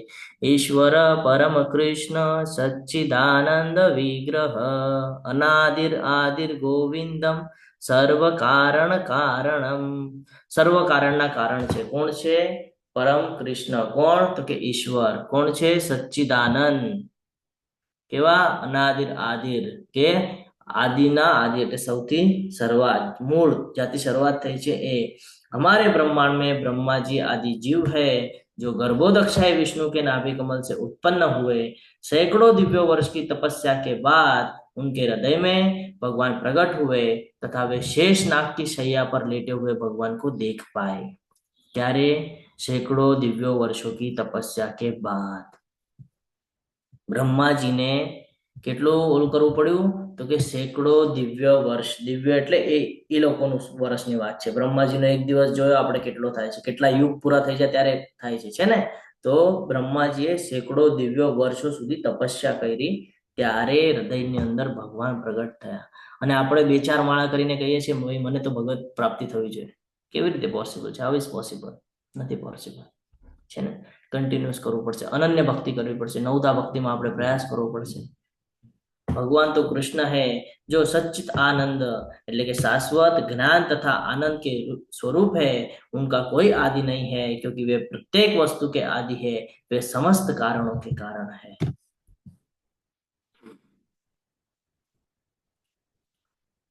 આગળ કહે છે ષોડશૈવ તુ ચિહ્નાની મયા દ્રષ્ટાની તત્પાદે। મેં અનંત રીતે ભગવાન કૃષ્ણના ચરણ કમળમાં 16 શુભ ચિહ્નો જોયા છે। પદ્મ પુરાણની અંદર એનો ઉલ્લેખ કરવામાં આવેલો છે। 16 પ્રકારના ચિહ્ન જો અહીંયા દેખાય છે। કોણ કહે છે? જો 16 પ્રકારના અલગ અલગ ચિહ્ન છે ભગવાન કૃષ્ણના ચરણ કમળમાં, અને આ પદ્મ પુરાણની અંદર કહેવામાં આવેલું છે। આગળ પદ્મ પુરાણની અંદર શિવજી કહે છે, જો ઘણા બધા લોકોને એવું હોય કે એ લોકો કન્ફ્યુઝન વાળી સ્થિતિમાં હોય કે ભાઈ શિવજી મેન કે વિષ્ણુ મેન કે કૃષ્ણ મેન છે ને, એવી રીતે કન્ફ્યુઝન વાળી સ્થિતિ હોય બધા એની, તો આપણે ગોલોક ચાર્ટ એવા સમય ભણવો જોઈએ કે શિવજીને શું ડિપાર્ટમેન્ટ આપેલું છે। એને મહાકાળ કીધું છે। આ જે 14 લોક છે ને એની અંદર જે કાંઈ પણ છે ને એને હેન્ડલ કરવાની જે શક્તિ છે ને એ એમનામાં છે, શિવજીમાં મહાકાળ।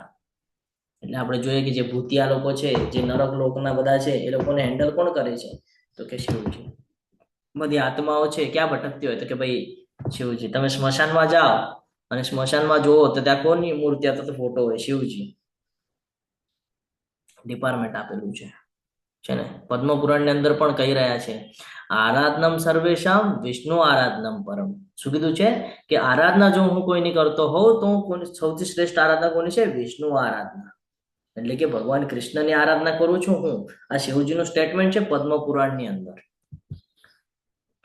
આગળ કે છે ભગવાન શિવે વળી કહ્યું જે મનુષ્ય જીવ અને જગત બધાના નિયંતા એવા પૂર્ણ પુરુષોત્તમ ભગવાન કૃષ્ણને શરણાગત થયેલો છે તે ખરેખર બહુ મને પ્રિય છે। શિવજીને કોણ પ્રિય છે? તો કે જે ભગવાન વિષ્ણુના શરણમાં છે, જે કૃષ્ણની ભક્તિ કરે છે ને એ મને પ્રિય છે। આ શિવજીનું સ્ટેટમેન્ટ છે। તો જે હજારો વર્ષો સુધી, કરોડો વર્ષો સુધી, જે જન્મો જન્મા સુધી જે શિવજીની ભક્તિ કરતા હોય ને એ લોકોને ભાગ્યે ચાન્સ મળે કે કૃષ્ણ ભક્તિમાં આવી શકે છે, કારણ કે શિવજી પણ એના જ ભક્ત છે જેની આપણે અત્યારે ભક્તિ કરી રહ્યા છીએ, છે ને। એટલે આપણે એમ સમજવાનું છે કે જે મૂળ છે, આપણે મૂળના સાનિધ્યમાં છીએ। કોઈ પણ વૃક્ષો ઊભું હોય, જમીનમાંથી ઊભું હોય તો આપણને એમ લાગે કે ભાઈ કેટલું વિશાળ વૃક્ષ છે, પણ આપણે કોઈ દિવસે જોઈએ છે મૂળ દેખાય છે આપણને કે મૂળના આધારે ઊભું છે? નથી દેખાતું ને, નથી આપણે સમજી શકતા ને। પણ જ્યારે જોઈએ ત્યારે ખબર પડે કે ભાઈ આટલા નાના નાના મૂળિયા હોય તો કે આ નાના નાના મૂળિયા શું કરશે? તો કે એ નાના નાના મૂળિયા ઉપર જ આટલું મોટું વૃક્ષ ઊભું છે। એવી જ રીતે આપણે પણ ભગવાનની ભક્તિ કરવી જરૂરી છે, કારણ કે આ સમગ્ર સૃષ્ટિ જે છે એ ભગવાનના મારફત જ ઊભી છે। આગળના શ્લોકમાં આપણે સમજશું। પરાશર મુનિ વ્યાસદેવના પિતા છે, જે વેદવ્યાસ છે ને એમના પિતા છે પરાશર મુનિ। તો એ પરાશર મુનિ જે શ્રી વ્યાસદેવના પિતા છે એ ભગવાન વિશે શું કહે છે? વિષ્ણુ પુરાણની અંદર એમને ઉલ્લેખ કરેલો છે કે ઉપરોક્ત શ્લોકમાં કહી રહ્યા છે કે ઐશ્વર્યસ્ય સમગ્રસ્ય વીર્યસ્ય યશસા શ્રિયઃ જ્ઞાન વૈરાગ્ય યોશ ચૈવ સન્નમ્ભગ ઇતિ ગણા। વિષ્ણુ પુરાણની અંદર 6.5.47 કહે છે કે ધન, શક્તિ, ખ્યાતિ, સ્વરૂપ, જ્ઞાન અને વૈરાગ્ય જેવી 6 સમૃદ્ધિઓ ભગવાનના સર્વોચ્ચ વ્યક્તિત્વમાં સંપૂર્ણ માત્રામાં હાજર છે। તેથી શ્રી ભગવાન સર્વ આકર્ષક છે।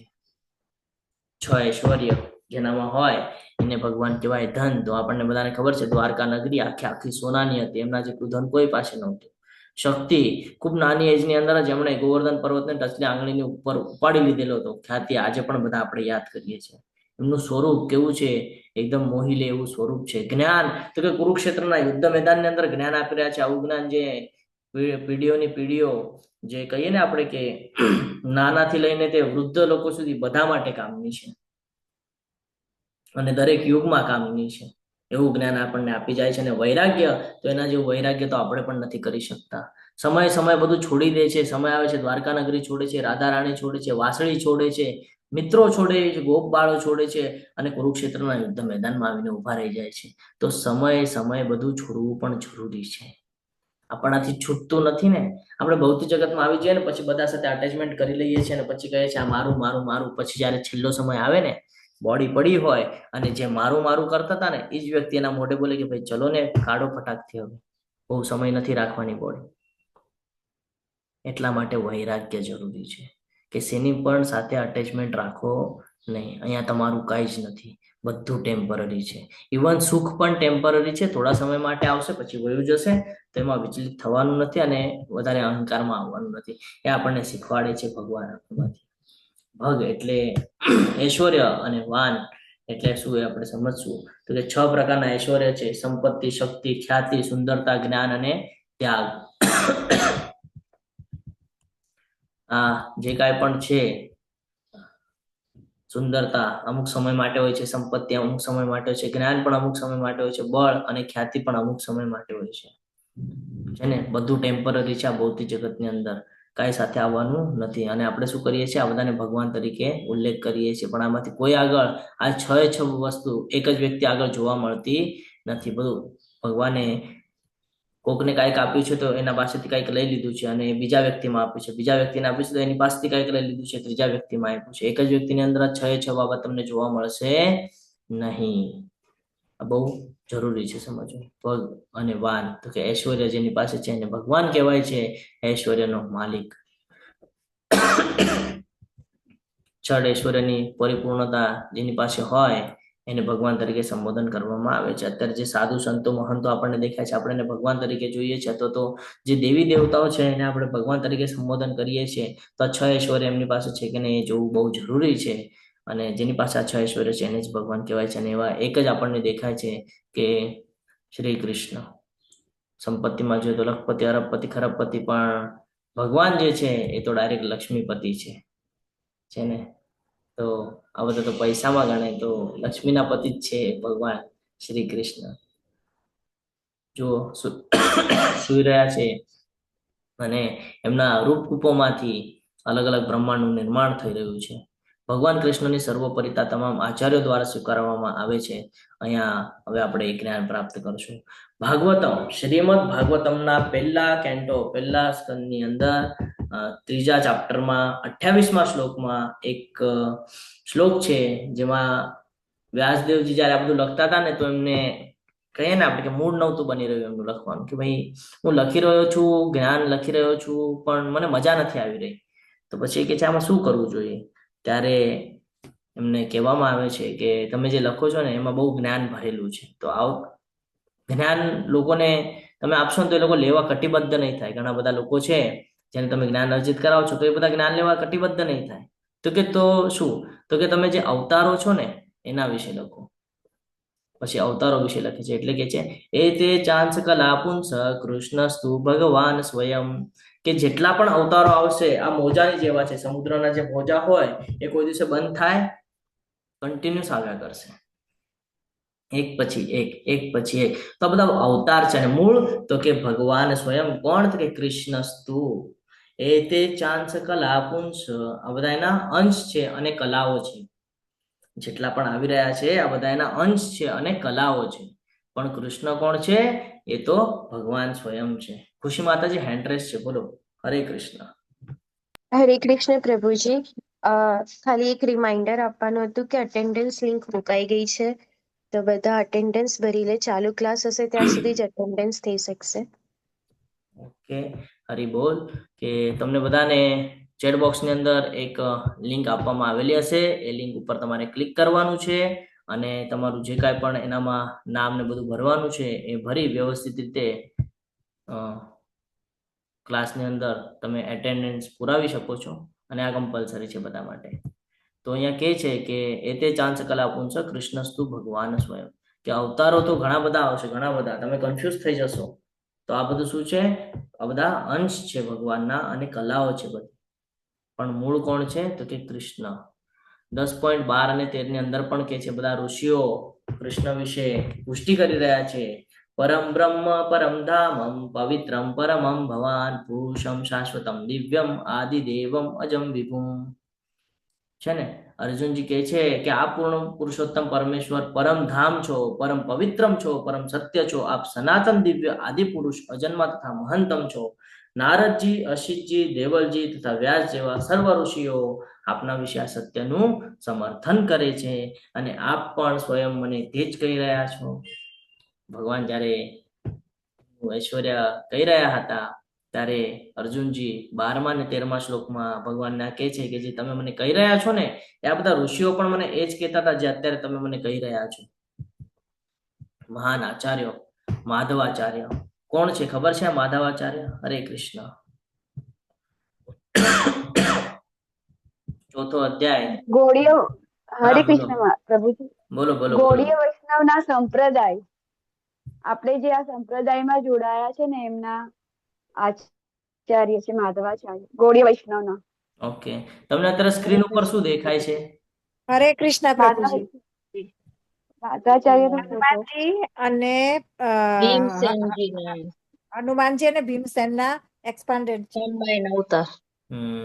હરી બોલ. તો આપણે જોવું જોઈએ કે આ માધવાચાર્યએ શું કર્યું હતું, કોઈને ખબર છે? હરે કૃષ્ણ.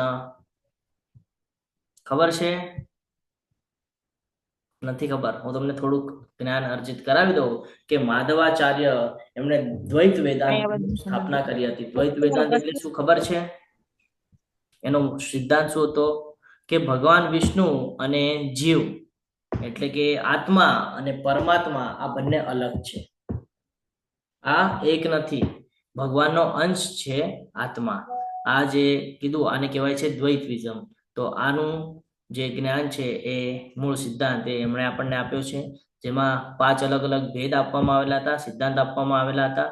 તો આ હતું કે ભગવાન અને જીવ વચ્ચે ફરક, ભગવાન અને પ્રકૃતિ વચ્ચેનો તફાવત, જીવ અને પ્રકૃતિ વચ્ચેનો તફાવત, પછી એક જીવ અને બીજા જીવ વચ્ચેનો તફાવત, અને જળ પદાર્થ અને બીજા જળ પદાર્થ વચ્ચેનો તફાવત, એટલે કે આ પંચતત્વનું શરીર અને પ્રકૃતિ એની વચ્ચેનો તફાવત.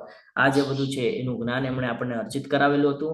મુક્તિનો માર્ગ બતાડ્યો હતો કે ભક્તિ માર્ગ પર આવી શુદ્ધ ભક્તિ કરી તમે ભગવત પ્રાપ્તિ કરી શકો છો, આ ભૌતિક જગતમાંથી મુક્તિ પ્રાપ્ત કરી શકો છો.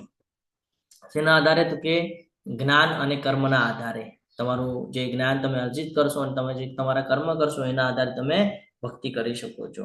ક્યાં? તો કે ભાઈ માધવાચાર્ય ઉડુપી, તમને ખબર હશે ઉડુપી કરીને એક જગ્યા છે. તો આ ઉડુપીની અંદર મંદિરની સ્થાપના એમણે કરી અને ત્યાં ખૂબ સેવા કરી. અષ્ટમઠ પરંપરા જે ચાલુ થઈ એ એમના દ્વારા ચાલુ કરવામાં આવેલી હતી. તો આ માધવાચાર્ય જે છે એ આપણા ગૌડ વૈષ્ણવ જે પરંપરા છે એવી જ રીતે ભગવદ્ ગીતાનું જે જ્ઞાન છે એ પ્રાપ્ત એમના દ્વારા થયું છે આપણને બધાને. તો આપણે એમને પણ યાદ કરીએ છીએ. અને આગળ આવે છે રામાનુજાચાર્ય. રામાનુજાચાર્ય વિશે કોને ખબર છે? હરે કૃષ્ણ.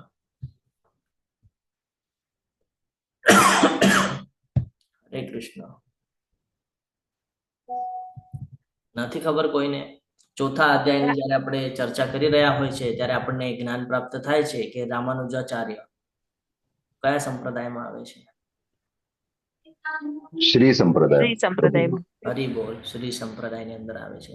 અને એમણે પણ આપણને જ્ઞાન પ્રાપ્ત કરાવ્યું કે બ્રહ્મ એક છે પરંતુ તેમાં વિશેષતા છે, એટલે વિશિષ્ટતા છે. જીવ અને પ્રકૃતિ આ બ્રહ્મથી અલગ નથી પણ બ્રહ્મના અંગ છે. એટલે કે આપણે બધા જે છીએ આ બધા ભગવાનના અંશ છે અને આ બધું ભગવાનના મારફત આ બધું થઈ રહ્યું છે. આપણે એમ સમજીએ છીએ કે આ બધું આપણા મારફત થાય છે, તો આ એક ખોટું છે. આ જે જ્ઞાન જેને પ્રાપ્ત કરાવ્યું એ છે. એમાં 3 તત્વો આપણને આપવામાં આવેલા હતા: જીવ તત્વ, અચિત અને ઈશ્વર, એટલે કે ચેતન આત્મા. જીવ તત્વ એટલે ચેતન આત્માઓ અને પ્રકૃતિ એટલે કે જળ તત્વ જેને આપણે જગત કહીએ છીએ એ, અને બીજું તો કે પરમ બ્રહ્મ એટલે કે ઈશ્વર.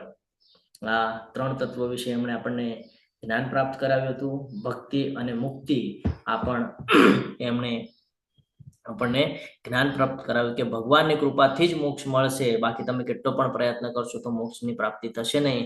અને મોક્ષની પ્રાપ્તિ કરવા માટે તમારે શરણાગત થવું પડશે, સેવા કરવી પડશે. કોની? તો કે ભગવાનની સેવા કરવી પડશે. લક્ષ્મીનું મહત્વ એમણે સમજાવ્યું હતું કે લક્ષ્મીજીની કૃપા મધ્યસ્થી છે, એટલે કે લક્ષ્મીજીની કૃપા હશે તો તમે ભગવત પ્રાપ્તિ કરી શકો છો. અને શ્રીમન નારાયણ કરીને એમણે શરૂઆત કરી અને વૈષ્ણવ પરંપરાની અંદર વિશેષ મહત્વ ધરાવે છે. આપણને બધાને ખબર છે શ્રી સંપ્રદાય, એ શ્રી સંપ્રદાય આમના દ્વારા આપણને પ્રાપ્ત થયો છે. ભક્તિ સાથે હંમેશા સંકળાઈને રહેવું એ એમનું કહીએ ને કે બિંદુ હતું કે હંમેશા ભક્તિ માર્ગ ઉપર રહેવું જોઈએ અને ભગવાનની સેવા કરવી જોઈએ. એમના દ્વારા આપણને જ્ઞાન પ્રાપ્ત કરવા મળી રહ્યું છે. આગળ વધીએ.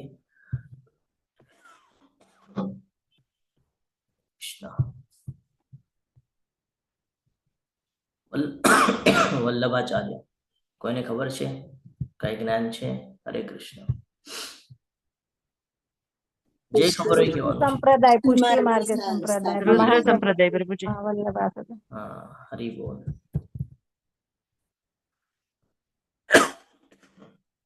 શું ખબર છે એમના વિશે તમને? એમણે પુષ્ટિ માર્ગની સ્થાપના કરી. પુષ્ટિ માર્ગ, પુષ્ટિ માર્ગની પરંપરા. હા, જે પ્રેમ લક્ષી ભક્તિ પર આધારિત છે. એમણે એમ કીધું કે બ્રહ્મ એક અને શુદ્ધ છે, એટલે કે ભગવાન એક જ છે, ઘણા બધા નથી. આપણે જે અલગ અલગ ગણીએ છીએ ને એ ઘણા બધા નથી, એક જ છે એમને કીધું. કયા સંપ્રદાય? હરે કૃષ્ણ. પુષ્ટિ માર્ગ જે એમણે બતાડ્યું કયા સંપ્રદાયમાં આવે છે? હરે કૃષ્ણ. પુષ્ટિ માર્ગ, રુદ્ર સંપ્રદાય ની અંદર આવે છે. ઓકે, હરે કૃષ્ણ. અદ્વૈત, શુદ્ધ અદ્વૈત એમણે ફોલો કરે છે. શુદ્ધ અદ્વૈત. હા, શુદ્ધ અદ્વૈત એમણે આપણને ફોલો કરીને બતાડ્યું. અને એની અંદર જ આવે છે કે જગત માયા નથી પણ બ્રહ્મની લીલા રૂપ છે. જે કાંઈ પણ છે આ ભગવાનની લીલા છે. એક પ્રકારની જીવ અને જગત બ્રહ્મથી અલગ નથી, આ બધું બ્રહ્મનું જ સ્વરૂપ છે. આ એમણે આપણને શીખવાડ્યું છે કે સર્વ કૃષ્ણમય છે, બધું કૃષ્ણથી ભરેલું છે. તમે જ્યાં પણ જોશો ત્યાં તમને ભગવાન કૃષ્ણ દેખાશે. જીવ અને ઈશ્વરની વચ્ચે જે સંબંધ છે એ સંબંધ આપણને જે છે એનું જ્ઞાન કરાવ્યું. જીવ સ્વરૂપથી દિવ્ય છે, જીવ છે એ સ્વરૂપથી દિવ્ય છે, પરંતુ અવિદ્યાના કારણે બંધનમાં છે. એની આગળ અજ્ઞાનતા છે, જેના લીધે અહીંયા ફસાઈ ગયો છે. ભગવાનની કૃપા મળે ત્યારે જીવ પોતાની શુદ્ધ સ્થિતિ ઓળખે છે. ક્યારે થાય? જ્યારે ભગવાન આપણા ઉપર કૃપા કરે, આપણે ઈચ્છા વ્યક્ત કરીએ ભગવાનને કે ભાઈ મારે તમારા શરણમાં આવવું છે, ત્યારે ભગવાન આપણને અલગ અલગ માર્ગ એવા બતાડે છે કે જેનાથી આપણે ભગવત પ્રાપ્તિ કરી શકીએ. તો કે પુષ્ટિ માર્ગ જે મોક્ષનો આધાર છે, ભગવાનની કૃપા, એના ઉપર આપણને ફોકસ કરાવે છે. અહીંયા કઠોર ત્યાગ કે વૈરાગ્યની કોઈ પ્રકારની જરૂરત છે નહીં એવું અહીંયા આપણને કહીએ ને કે જ્ઞાન અર્જિત કરાવે છે કે કોઈ અષ્ટાંગ યોગની જરૂરત નથી. તમે જો જ્યાં છો ત્યાંથી ને ત્યાંથી ભગવાનની ભક્તિ કરી શકો છો. અને ગૃહસ્થ જીવનમાં રહી કૃષ્ણ ભક્તિ શક્ય છે એ અહીંયા આપણને આ માધ્યમમાંથી આપણને સમજાવવામાં આવેલું છે. આગળ વધીએ. ચૈતન્ય મહાપ્રભુ, કોને ખબર છે? હરે કૃષ્ણ. હરે કૃષ્ણ. હરે કૃષ્ણ પ્રભુજી. ચૈતન્ય મહાપ્રભુ આજથી 500 વર્ષ ચૈતન્ય મહાપ્રભુ માયાપુરમાં જે એમણે જન્મ લીધો હતો ને નવદીપમાં, ને આપણે જે અત્યારે ઇસ્કોનમાં આપણે કૃષ્ણ રાધાનું જુગલ સ્વરૂપ છે આમ ચૈતન્ય મહાપ્રભુ. અને સચ્ચી માતાના પુત્ર હતા પ્રભુ. હરે બોલ. તો લગભગ હરે કૃષ્ણ લગભગ 1486 એટલે અત્યારથી 500-600 વર્ષ પહેલાની વાત છે. નવદ્વીપ માયાપુર, પશ્ચિમ બંગાળ, વેસ્ટ બંગાળની અંદર આવે છે માયાપુર. ત્યાં જજો, ખૂબ મોટું ટેમ્પલ બનાવ્યું છે. હિઝ હોલીનેસ જયપતાકા ગુરુ મહારાજના સાનિધ્યમાં એક સરસ મજાનું ટેમ્પલ છે. ત્યાંનું એટમોસ્ફિયર તમે જઈને જોયો, ખૂબ પ્રસન્ન એવું વાતાવરણ છે. અને ત્યાં ચૈતન્ય મહાપ્રભુજીનો જન્મ થયો. સચી માતા અને જગન્નાથ મિશ્રના માધ્યમથી એમનો જન્મ, અને એમનું સંન્યાસી નામ જે હતું શ્રી કૃષ્ણ ચૈતન્ય. એમના ઈષ્ટદેવ ભગવાન કૃષ્ણ હતા અને એમણે પણ આપણને એક જ્ઞાન આપ્યું જેને અચિંત્ય ભેદાભેદ તરીકે આપણે જોઈએ છીએ. અચિંત્ય ભેદાભેદનો જે સિદ્ધાંત છે એ એમને આપણે સ્ક્રીન બંધ થઈ ગઈ કે હરે કૃષ્ણ? ના પ્રભુજી ઓકે. ચાલુ છે. અચિંત્ય ભેદાભેદ એટલે શું ખબર છે કોઈને? હરે કૃષ્ણ. ભેદ છે પણ ખરો અને ભેદ નથી પણ. હરે કૃષ્ણ ઈ પ્રભુ. બોલ. નથી જીવ પણ અને ખરું. જગત કૃષ્ણથી એક પણ છે અને અલગ પણ છે.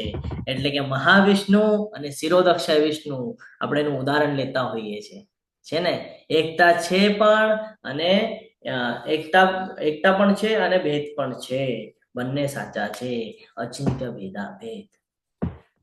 એમને આપણને હરે કૃષ્ણ મહામંત્ર આપ્યો અને ગૌડ વૈષ્ણવ પરંપરામાં આપણને આગળનું જે જ્ઞાન પ્રાપ્ત થયું એમના દ્વારા પ્રાપ્ત થયું. ચૈતન્ય મહાપ્રભુ એટલે રાધા રાણી અને કૃષ્ણ બંનેનું કોમ્બિનેશન જે છે એ કોમ્બિનેશન છે અને કૃષ્ણ પોતાની મધુર ભક્તિ દ્વારા રાધા ભાવ અનુભવવા માટે અવતાર લીધો હતો અને આપણને બધાને ભક્તિનો માર્ગ જ્યારે આપ્યો ત્યારે આપણને સંકીર્તનનું જ્ઞાન અપાવ્યું અને હરે કૃષ્ણ કૃષ્ણ કૃષ્ણ હરે હરે હરે રામ રામ રામ હરે હરે.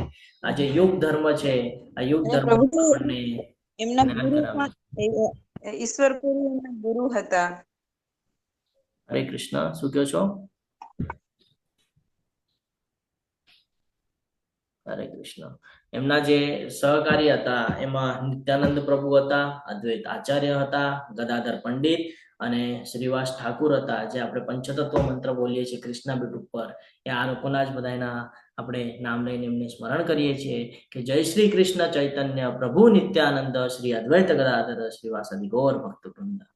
આ બધા પાર્ષદો છે અને આ જ પંચતત્વ છે અને આપણે હંમેશા યાદ કરીએ છીએ. તો ચૈતન્ય એમના દ્વારા આપણને પ્રાપ્ત થયું. ચૈતન્ય ચરિતામૃત, ચૈતન્ય ભાગવત, ષડ ગોસ્વામીઓના ગ્રંથો, આ બધું આપણને એમના દ્વારા પ્રાપ્ત થયું છે. તો જ્ઞાન અને વૈરાગ્યની પણ ઉપર સ્થાન છે એ છે ભક્તિનો માર્ગ. તો ભગવાન સુધી પહોંચવા માટેનો જે માર્ગ છે પ્રેમમય ભક્તિ, પ્રેમમય સેવા, એનું જ્ઞાન આપણને અહીંયા પ્રાપ્ત કરવામાં આવે છે અને આની સાથે આ ચૈતન્ય મહાપ્રભુજીનું જ્ઞાન આપણે અર્જિત કર્યું. આગળ વધીએ. મારે તમને એમ પૂછવું છે કે આજે કન્ટિન્યુ કરવું છે કે પછી તમે કહો એ પ્રમાણે? હરે કૃષ્ણ. એમ તો સમય થયો છે આપણો.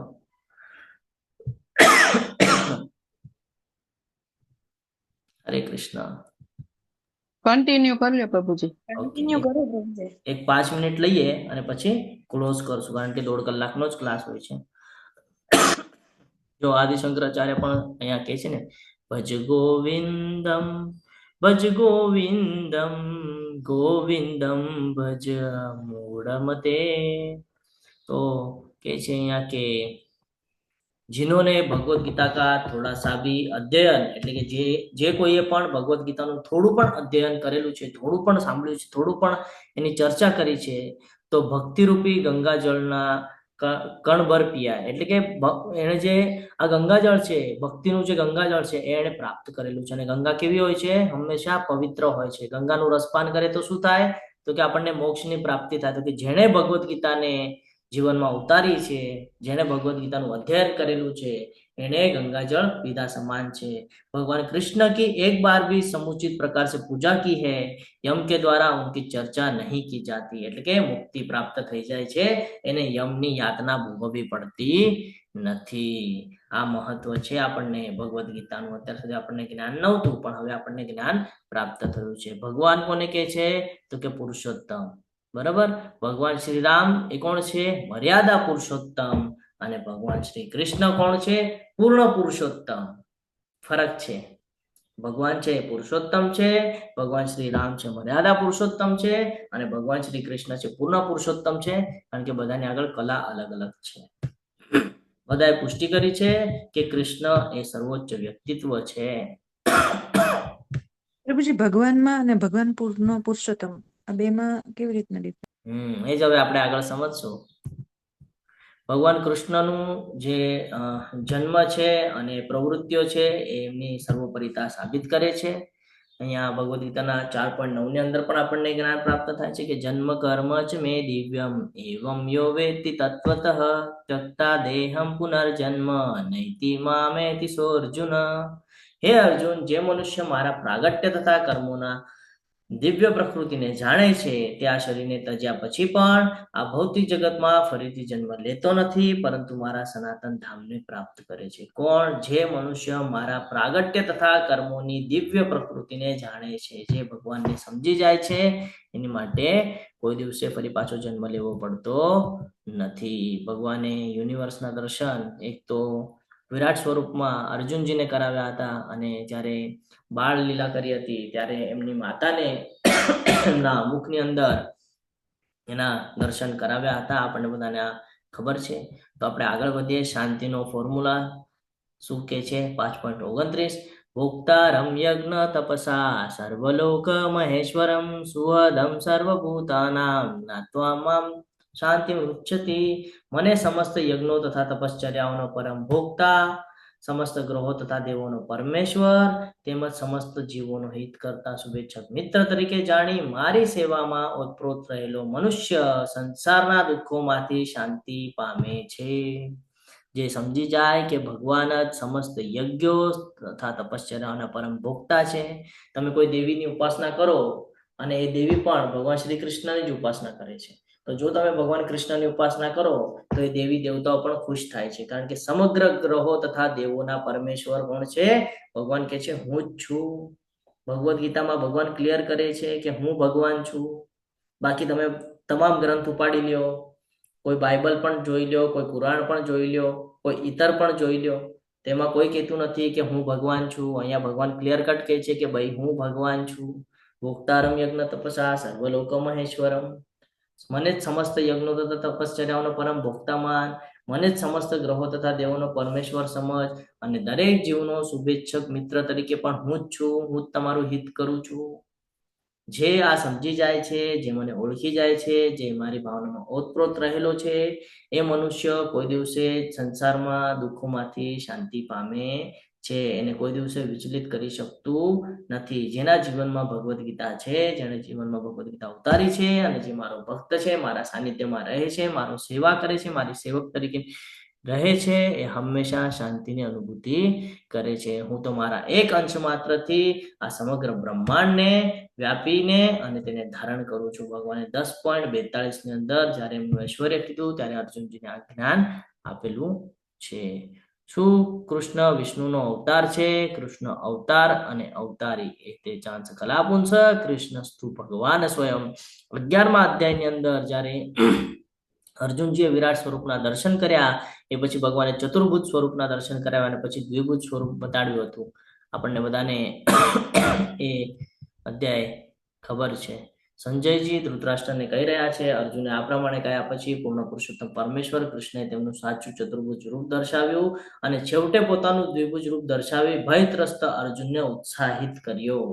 તો આ જે સ્વરૂપ છે, આ દેવી દેવતાઓ પણ પ્રયત્ન કરે છે પણ જોવા મળતું નથી. પૂર્ણ પુરુષોત્તમ પરમેશ્વરે કહ્યું કે હે અર્જુન, તું અત્યારે મારા જે રૂપને જોઈ રહ્યો છે ને, તેના દર્શન અતિ દુર્લભ છે. દેવો પણ આ અતિ પ્રિય રૂપના દર્શન કરવાનો અવસર સદૈવ શોધતા રહે છે. ભગવાને આ ક્લિયર કટ કહી રહ્યા છે કે આ અવસર ખાલી તને પ્રાપ્ત થયો છે. કેમ? તો તું મારો ભક્ત છે, તું મારો મિત્ર છે, અને તું એની લાયકાત ધરાવે છે, એટલે હું તને એના દર્શન કરાવું છું. ભીષ્મદેવ કૃષ્ણને મૂળ વિષ્ણુ તરીકે સાબિત કરે છે. ખૂબ સરસ રીતે આપણે ભીષ્મદેવની ચર્ચા કરીશું. ઉત્તરાયણ હમણાં જ ગઈ. ભીષ્મદેવ જ્યારે બાણોની સૈયા ઉપર હોય છે ત્યારે ભગવાન કહે છે કે એમને ધર્મ શું છે સમજાવો, કર્મ શું છે સમજાવો, બધું સમજાવવા કે છે. ભગવાન સામે ઊભા છે અને ભીષ્મદેવ સ્તુતિ કરી રહ્યા છે. તો એ રાહ જોઈ રહ્યા છે કે સૂર્ય દક્ષિણાયનમાંથી ઉત્તરાયણમાં ક્યારે આવે. તો ઉત્તરાયણમાં જ્યારે આવશે ત્યારે હું મારો દેહનો ત્યાગ કરીશ, એટલે હું સીધો ભગવત પ્રાપ્તિ કરીશ. તો એ સમયે જે જ્ઞાન દઈ રહ્યા હતા, એ આ જ જ્ઞાન દઈ રહ્યા હતા. ભાગવતમની અંદર એનો ઉલ્લેખ છે કે કૃષ્ણ છે. બધા લોકો એમ સમજાય છે કે ભાઈ વિષ્ણુ મેન, વિષ્ણુ કૃષ્ણ મેન છે. કૃષ્ણથી વિષ્ણુ અને વિષ્ણુથી સમગ્ર બ્રહ્માંડ પછી નિર્માણ થાય છે. એટલે આ સમજવું પડશે. પુરુષ અવતાર છે આ વિષ્ણુ. એટલે શું છે? પુરુષ અવતાર છે. કોના દ્વારા? તો કૃષ્ણ દ્વારા. તો મૂળ કોણ છે? કૃષ્ણ છે. ઘણા બધાને એવું લાગે કે ભાઈ દ્વાપર યુગની અંદર કૃષ્ણ આવીને ગયા તો આ એક અવતાર છે, ભગવાન લીલા કરવા માટે આવ્યા હતા, જ્ઞાન આપવા માટે આવ્યા હતા. ભગવાને ચોથા અધ્યાયની અંદર કીધું છે ને, પરંપરા તૂટી જાય છે એટલે હું આ બધું જ્ઞાન આપવા માટે ફરી પાછો આવું છું. પરિત્રાણાય સાધુનો વિનાશાય ચ દુષ્કૃતમ ધર્મ સંસ્થાપનાર્થાય સંભવામિ યુગે યુગે. કે ધર્મની પુનઃ સ્થાપના કરવા માટે હું દરેક યુગમાં પ્રગટ થાઉં છું. શું કામ? આ જ જ્ઞાન બધા ભક્તોને આપવા માટે, કે આ જ્ઞાન લ્યો અને મારી પાસે આવી જાઓ. તો વિષ્ણુદેવ પણ સ્તુતિની અંદર એ જ કહી રહ્યા છે કે જે વિષ્ણુ છે એ કોણ છે? કૃષ્ણ જ છે. કૃષ્ણ દ્વારા વિષ્ણુ એ પુરુષ અવતાર છે અને પછી સમગ્ર બ્રહ્માંડનું નિર્માણ થાય છે. અને આ વાત કરતા કરતા રાહ જોઈ રહ્યા હતા. જેવો સૂર્ય ઉત્તરાયણમાં આવે છે, મકર સંક્રાંતિનો દિવસ આવે છે અને સીધો એમના દેહનો ત્યાગ કરે છે, સીધા ભગવત પ્રાપ્તિ કરી લે છે. આ મહત્વ છે. જો તમને દેખાય છે સામે ભગવાન શ્રી કૃષ્ણ સ્વયં અવતરિત છે. તો આની સાથે આપણે અહીંયા વિરામ લઈએ છીએ.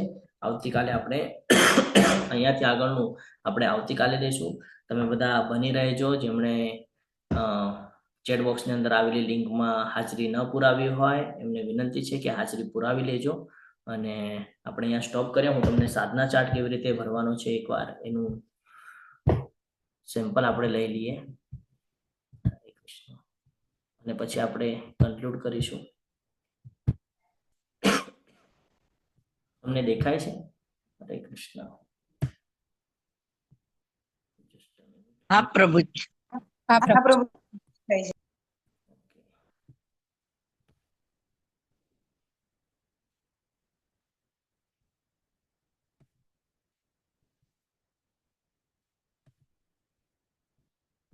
હવે દેખાય છે? હા પ્રભુજી. તમે જ્યારે સાધના ચાર્ટની લિંક ઉપર ક્લિક કરશો તો આવી રીતેનું એક ફોર્મ ઓપન થશે. આ ફોર્મ ઓપન થાય એટલે આ જો અહીંયા તમારું મેલ આઈડી હશે, ચેક કરી લેવાનું છે. ત્યાં તમારે ક્લિક કરી લેવાનું છે. નીચે આવશો એટલે શૈલેષ પ્રભુજી બોલો. હરે કૃષ્ણ. હરે કૃષ્ણ પ્રભુજી. સાધના ચાર્ટમાં છે ને ખાસ એક ઇન્સ્ટ્રક્શન નામ છે ને પ્રભુ જે બી લખે. હરે કૃષ્ણ પ્રભુજી બોલો. સાધના ચાર્ટ માટે એક રિક્વેસ્ટ એવી હતી કે બધાને એટલું સમજાવજો પ્રભુજી કે નામ જે બી લખે ને કે ભાઈ પહેલી વાર આનંદ સાગર સાથે લખ્યું તો પછી સાથે જ લખે એમ. એવું નહીં કે શૈલેષ લખ્યું ને પછી ભટ્ટ કર્યું, પછી એસ ભટ્ટ કર્યું, પછી SN ભટ્ટ કર્યું ને એવું બધું ના કરે. જે બી લખે નામ એક જ લખે તો શું છે કે એમના સાધના ચાર્ટનું એક ડિટેલ એનાલિસિસ થઈ શકે કોઈ પણ ને કરવું હોય તો ઇન ફ્યુચર દીક્ષા લેવા માટે કે આગળ વધવા માટે. હરે કૃષ્ણ. બસ એ જ રિક્વેસ્ટ હતી પ્રભુજી. ઓકે. હરે કૃષ્ણ. તો આપણે જોઈએ એક એક્ઝામ્પલ સાથે જે હમણાં પ્રભુજી આપણને કીધું. મારું નામ છે આનંદ સાગર ગોવિંદ પ્રભુ. તો હું આ જ પ્રમાણે લખીશ. જે પ્રમાણે હું લખું છું અત્યારે એ જ પ્રમાણે મારે લખવાનું રહેશે.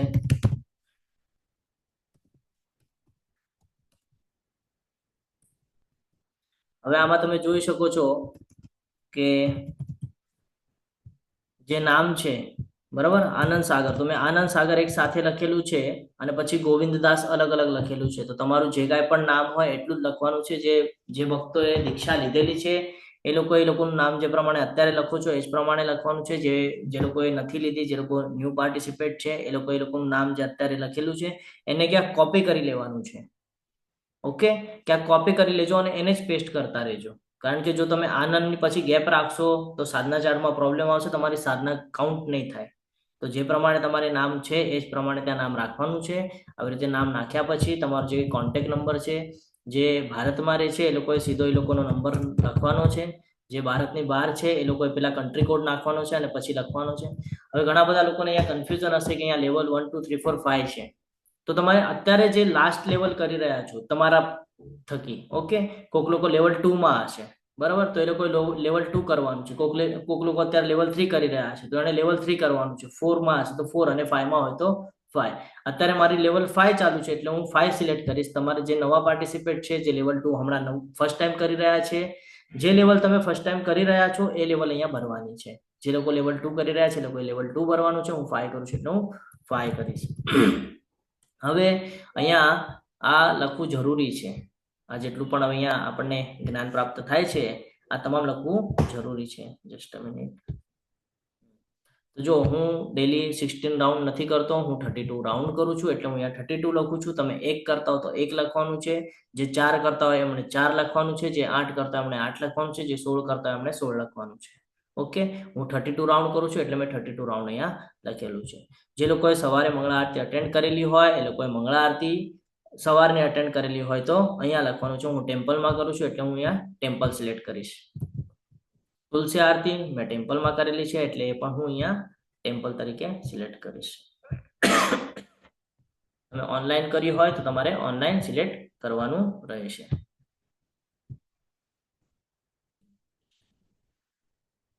આગળ વધીએ. ગુરુ પૂજા મારી આજે થઈ નથી તો હું અહીંયા જે છે એ જ ભરવાનું છે. એવું નથી કે ભાઈ કોઈ જોવા નથી, છે ને. ભગવાને કીધું છે હું કણ કણમાં છું. આપણા હૃદયમાં બેસીને જોવે છે આપણે સાચી સાધના ચાર્ટ ભરીએ છીએ કે નહીં. મેં સવારે જપ સેશનમાં ભાગ લીધો નથી, હું ટેમ્પલમાં હતો તો મારાથી ભાગ લેવાનો નથી એટલે હું અહીંયા ના લખીશ. ઓકે. શ્રીમદ ભાગવતમનું શ્રવણ પઠન કર્યું. મેં હજી સુધી શ્રવણ પણ નથી કર્યું અને પઠન પણ નથી કર્યું. ઓકે, તો હું આજે દિવસભરમાં કરીશ. આ સાધના ચાર્ટ રાતના 12 વાગ્યાની પહેલા ભરવાનું છે. તો હું અહીંયા કહીશ કે જાતે વાંચ્યું, કારણ કે હું આજે એ કરવાનો છું. તો કઈ બુક વાંચવાનો છે? સમજો ફોર એક્ઝામ્પલ બુક કઈ વાંચવાની? હવે આ બહુ મહત્વનું છે. બુક એ વાંચવાની જે હમણાં શ્રીલા પ્રભુપાદજીએ કીધી કે એમણે જે આપણને પ્રોવાઈડ કરેલી છે. એમાં કઈ કઈ આવે છે તો કે ભગવદ્ ગીતા આવે છે, શ્રીમદ ભાગવતમ આવે છે, ચૈતન્ય ચરિતામૃત આવે છે, ભક્તિ રસામૃત સિંધુ આવે છે, પછી ઉપદેશામૃત આવે છે, પછી શ્રીલા પ્રભુપાદજીની જે લાઈફસ્ટાઈલ છે એ લખેલી ઘણી બધી બુક છે. બુક તો કેટલી બધી છે આપણી પાસે, ઘણી બધી બુકનું ભંડાર છે. તો એ પણ આપણને જોઈતી હોય, પરચેસ કરવી હોય તો એની માટેની હું લિંક ગ્રુપમાં મુકાવી દઉં છું. તો જે તમે વાંચો તમારે અહીંયા લખી દેવાનું રહેશે. હું ભાગવતમ રીડ કરું છું હમણાં તો હું ભાગવતમ લખી દઈશ. અને હમણાં આપણે જોયું તો શું કીધું, કમસે કમ 1 થી 2 કલાક રીડિંગ થવું જોઈએ. બરાબર, હું ડેલી 2 કલાક રીડિંગ કરું છું એટલે હું 120 મિનિટ અહીંયા લખીશ. અને જ્યારે આ બધું ભરીને પૂરું થઈ જાય તો એકવાર ક્રોસ ચેક કરી લેવાનું છે અને પછી એને સબમિટ કરવાનું છે. તમે જેવું સબમિટ કરશો એટલે તમને અહીંયા દેખાશે કે સબમિટ અનધર રિસ્પોન્સ, એની ઉપર લખાશે your response has been recorded. તમારી સાધના ચાર્ટ ભરાઈ ગઈ છે. તો આ ડેલી તમારે ભરવાનું છે. આની માટે જોઈએ તો તમે રિમાઇન્ડર રાખી શકો છો મોબાઈલની અંદર અને ડેલી આ ભરવાનું છે. 12 વાગ્યાની પહેલા ભરવું જરૂરી છે. 12 વાગ્યા પછી ભરશો તો એ નવા ડેમાં કાઉન્ટ થશે અને જે નામથી ભરો છો એ જ નામથી ભરવાની શરૂઆત કરવાની છે. આ એટલા માટે કરવામાં આવે છે કે આનાથી આપણી જે ભક્તિની જે પ્રગતિ છે એ પ્રગતિ વિશે આપણે પોતે પોતાના બાબતે જાણી શકીએ. ઠીક છે. આપણને હવે એવું થાય કે ભાઈ 1 મહિનો આપણે ભક્તિ કરી પણ આપણને ખબર નથી આપણે કેટલું રીડિંગ કર્યું, કેટલું આપણે મંગળા આરતી જોઈન્ટ કરી, કેટલા જપા સેશનમાં જોડાણા, આપણને ખબર નથી. તો એ સમયે આપણે આપણા જે સિનિયર ડિવોટી છે અથવા તો જે આ સેવા સંભાળી રહ્યા છે એમને આપણે રિક્વેસ્ટ કરીને પૂછી શકીએ કે મારી સેવા કેવી ચાલી રહી છે, શું યોગ્ય ચાલી રહી છે, મારે એમાં કઈ બદલ કરવો જોઈએ. આ તમામ પ્રકારના જે આપણને પ્રશ્નો છે નિર્માણ થાય તો એનો આન્સર આપણે એમની પાસેથી લઈ શકીએ છીએ. તો આ પ્રમાણે તમે બધાએ ખૂબ શાંતિપૂર્વક સાંભળ્યું એટલે તમારા બધાનો ખૂબ ખૂબ આભાર વ્યક્ત કરું છું. અહીંયા હું મારી વાણીને વિરામ આપું છું. વાંછા કલ્પતરુભ્યશ્ચ કૃપા સિંધુભ્ય એવ ચ પતિતાનાં પાવનેભ્યો વૈષ્ણવેભ્યો નમો નમઃ. અનંત કોટી વૈષ્ણવ વૃંદ કી જય, ભગવદ ગીતા કી જય, શ્રીલ પ્રભુપાદ કી જય, સદગુરુદેવ કી જય. હરે કૃષ્ણ હરે કૃષ્ણ કૃષ્ણ કૃષ્ણ હરે હરે, હરે રામ રામ રામ હરે હરે. કોઈએ જવાનું નથી.